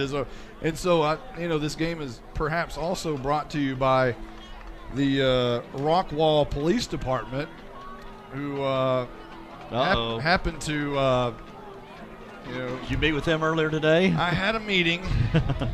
Unfortunately. Do you have a court date set for later? I was headed to get a haircut. And had no idea about Rockwall and their city and how it's mapped out. And I took a right turn, right into a school zone. And apparently I was perhaps going maybe a couple of miles an hour over the limit. So that was going to be a fun one. That's how this day has gone, so it's now extra innings. We'll go on defense first. So overtime rules, each team will get possession without a game clock, starting at the 25-yard line. It's going to be first and 10 for the and it'll be repeated until there's a winner. A team that starts on offense in the first overtime will start on defense the next overtime period, if necessary. Dallas Madison will start on offense here at the Van Alstyne 25-yard line.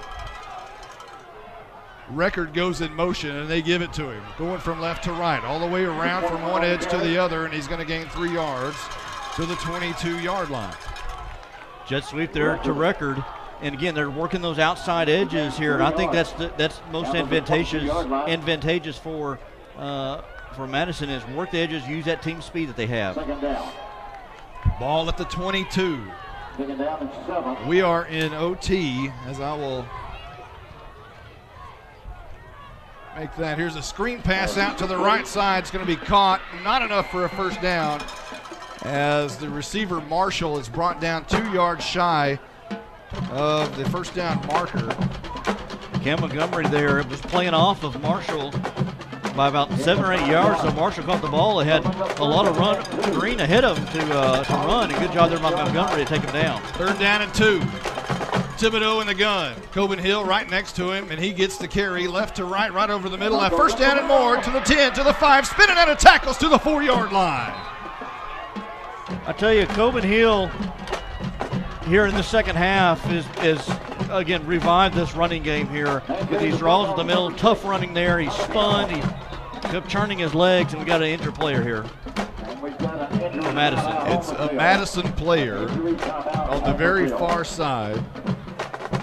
And is that Thibodeau? No, it's not Thibodeau. It's Coben Hill? Yes.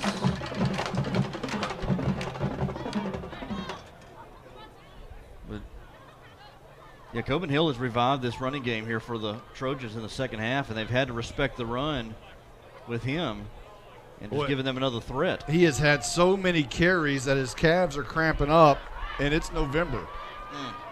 So he has to sit out for at least one play. Well, the good news for Trojans, they got a 1st down out of that, so they're 1st and goal at the 5. So with that in mind, Thibodeau stretches out his calves a little bit.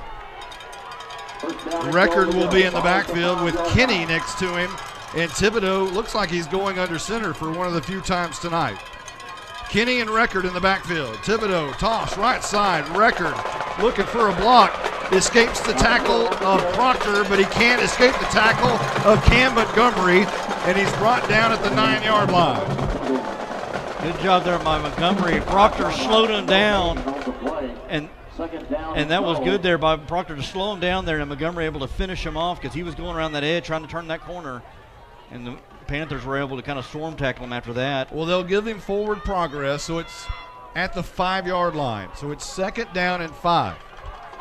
2 receivers to the near side and 2 to the far. Coben Hill back into the game. Handoff up the middle, fighting for yardage near the goal line. Got perhaps to the 1 and pushed back. Then I think they'll spot him at the 2, and they will. The ball at the 2-yard line. Okay, interesting call here. It's going to be 3rd down. If you don't get this right here, we haven't seen a field goal kicker at all for the Trojans, so this may be 4-down territory for them,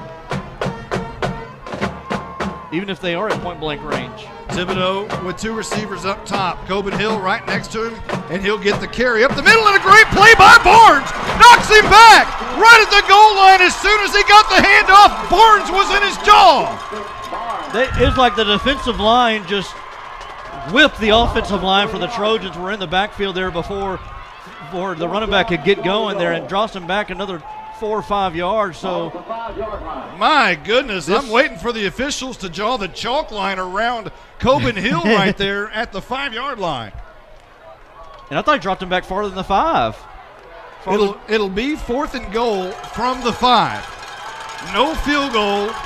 They are going for it. Man in motion. Marshall from right to left. Thibodeau wants it from the gun.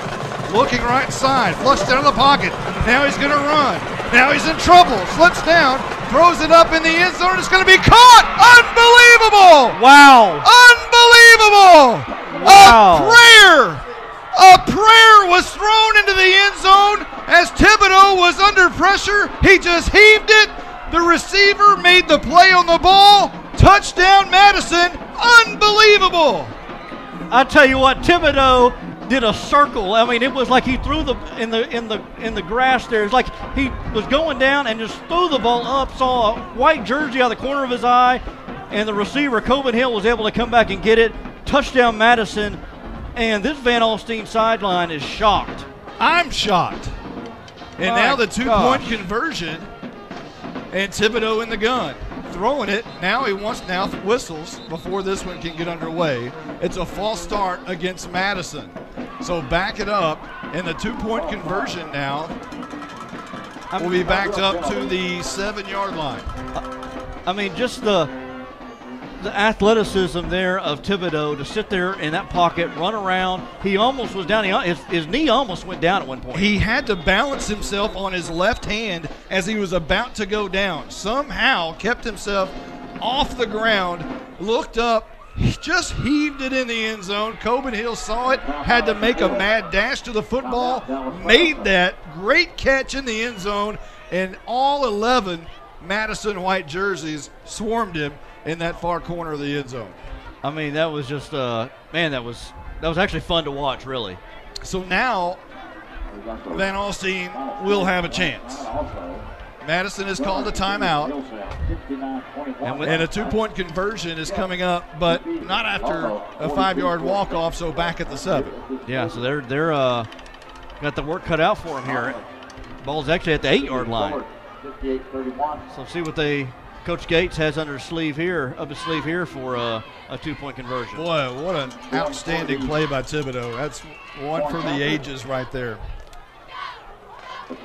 He's in the gun. Coben Hill to his right. 3 receivers down here at the bottom. 1 up top is Pelham. Looking that way to Pelham. Now throws a screen pass out to Coben Hill. That's record, actually. And he's brought down a great play on the far edge to save the two-point conversion. And that is none other than Austin Moore. So Van Alstyne will have a chance to tie and go for the win with the two-point conversion or the PAT. Well, and they've been able to kick the extra point here pretty good. So this Madison defense, who has done a good job themselves of slowing down Van Alstyne here in the second half, they've only allowed, 13 points in the second half? And so this is not a give-me drive by any means for the Panthers.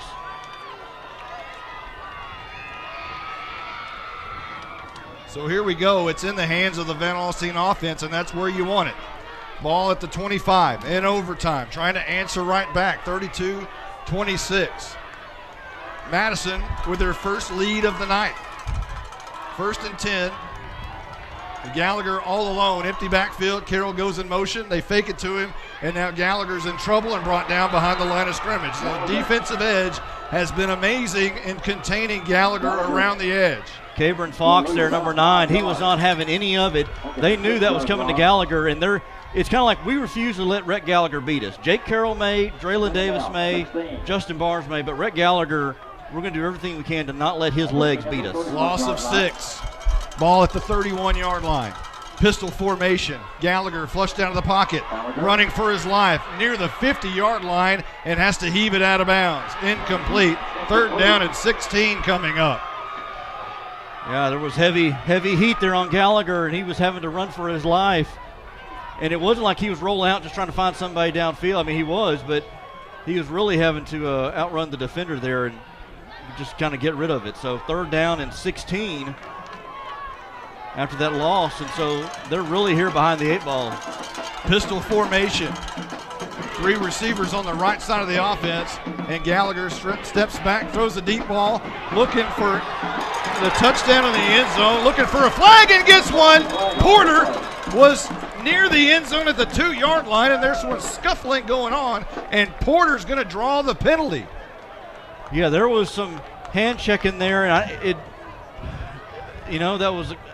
I guess that was a penalty. I mean, there was some push and shove, and he probably did deter Porter from getting to the ball there, but I'm going to say that was a penalty. Yeah, I think that was a clear foul, and that's a breath of fresh air for the Van Alstyne Panthers, as they will have a fresh set of downs now from the 16-yard line. Carroll goes in motion out of the backfield to the left side. Gallagher wanting to run, looking for somewhere to throw it down the end zone for Carroll, and it's incomplete. 9 yards deep in the end zone, just over his hands.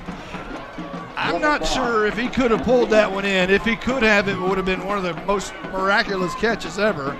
But there was an opportunity. He got that, and it looked like he was going to run it and then stop and then threw it downfield there to Carroll back of the end zone, just over the outstretched hands of Jake Carroll. And I really thought that was going to be a design run for Rhett Gallagher. Well, they were trying to dupe the cornerback on the near side and make it look like a run, and then he just popped up and threw it. 2nd down and 10. Gallagher trying to run around the right edge, and he lowers his shoulder, runs behind his shoulder pads for about 4 yards to somewhere around the 13-yard line. So this will bring up a 3rd down. And you going back that pass interference, what a bailout there for the for the Panthers that were facing 3rd and 16. And that pass interference gave them a fresh set of downs, and now they find themselves at 3rd and 7 now. 2 big plays coming up for Van Alstyne. Again, we are in overtime. Madison just took their first lead of the night in overtime. Pistol formation. Gallagher has it. Looking to throw, setting up the screen. Right side has his man. Going to be caught and maybe a few yards to the 10-yard line. That'll bring up a 4th and a long 3.5. 4th and 4. Good open field tackle there on that screenplay too. Is this Carroll. it? Is this it? It comes down to 4 yards. And they're going quickly to the line. In the pistol, Gallagher, and now they'll stop and they'll look over to the sideline. They were trying to draw the Madison Trojans offsides and get a cheap little first down right there. It didn't happen. And now Gallagher gets it. He's going to run out right side, looking to throw in the end zone, and it's incomplete! It was in his hands, and it's incomplete, and Madison has won, and they celebrate on the far side. It was intended for Austin Moore, but it was just out of his outstretched arms on the out-of-bounds side, and it falls incomplete, and Proctor falls to his knees, and his helmet is touching the ground. Players are on their knees. White jerseys are going nuts on the far side. And it's a shame that there's only 20 fans on the far side to see this great game. The Van Alstyne fans are disappointed, but their Panthers have had one heck of a year, but a strange way to end it tonight. He got it to Moore, rolled up the right side, and Moore was open. It hit him in the hands, and he just dropped it. It was a touchdown. Boy, you hate to see that for any young man. And, I mean, what a comeback by Madison.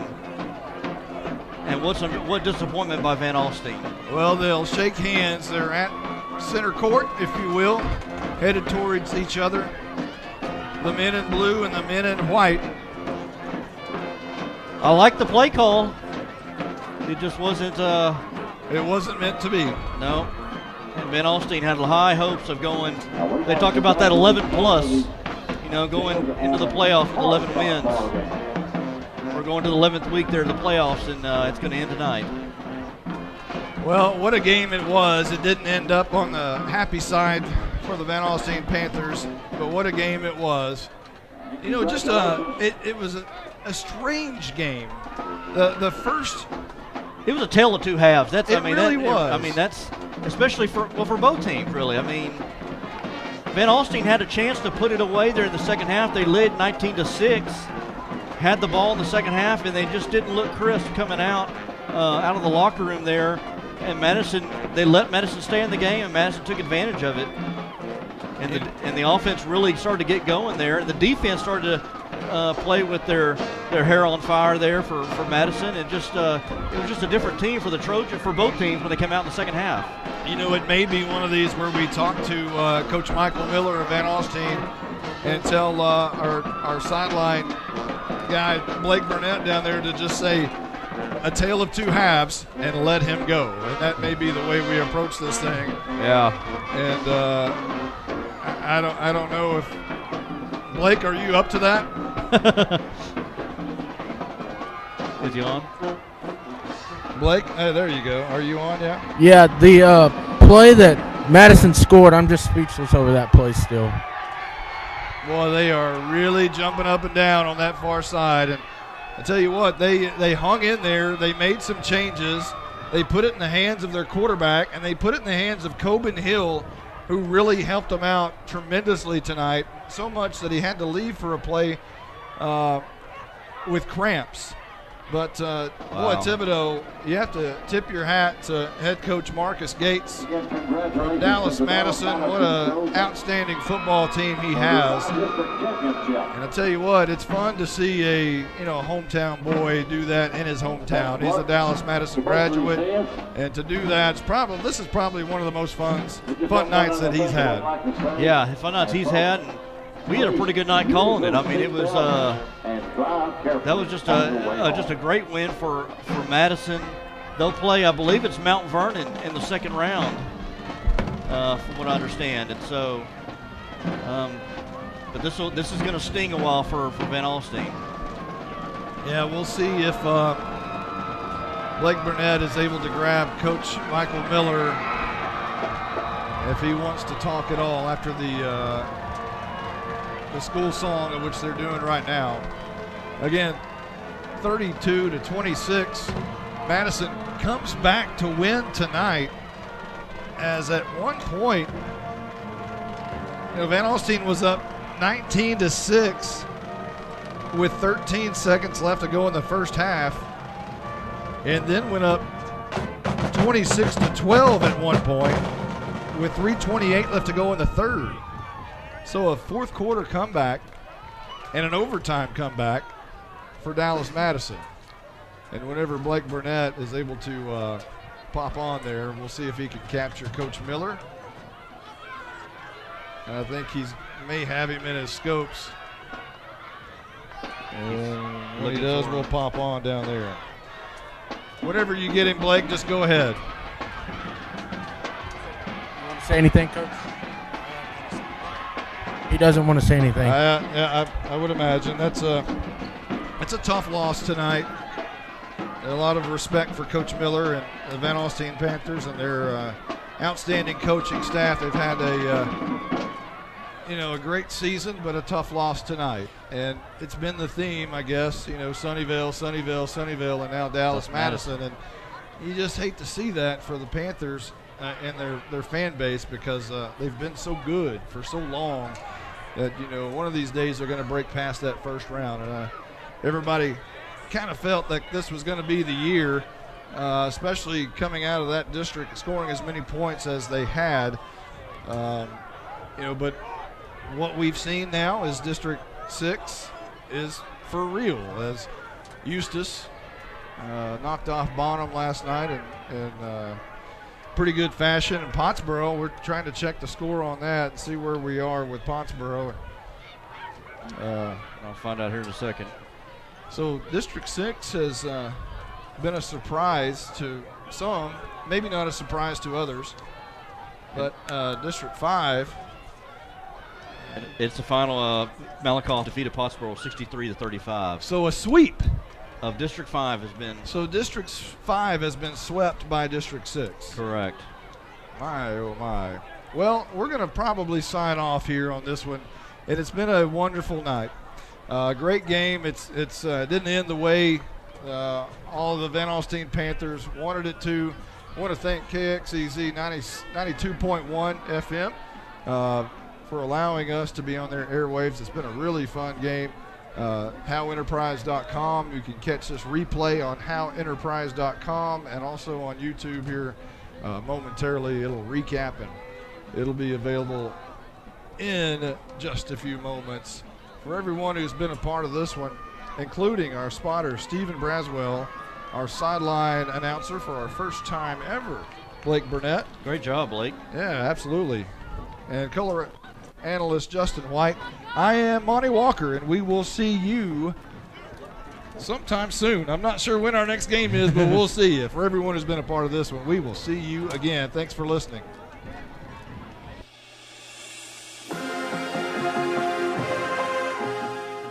You've been listening to Texas High School Playoff Football. Great play fake, and he could go. He's got speed. Kiss him goodbye. 20. This 15, week's game is brought to you by Bucksnort Barbecue, Independent Bank, Scoggins Funeral Home, Adams Automotive, GCEC, Attorney Micah Belden, Texoma Barn Company, and Lone Star Food Store.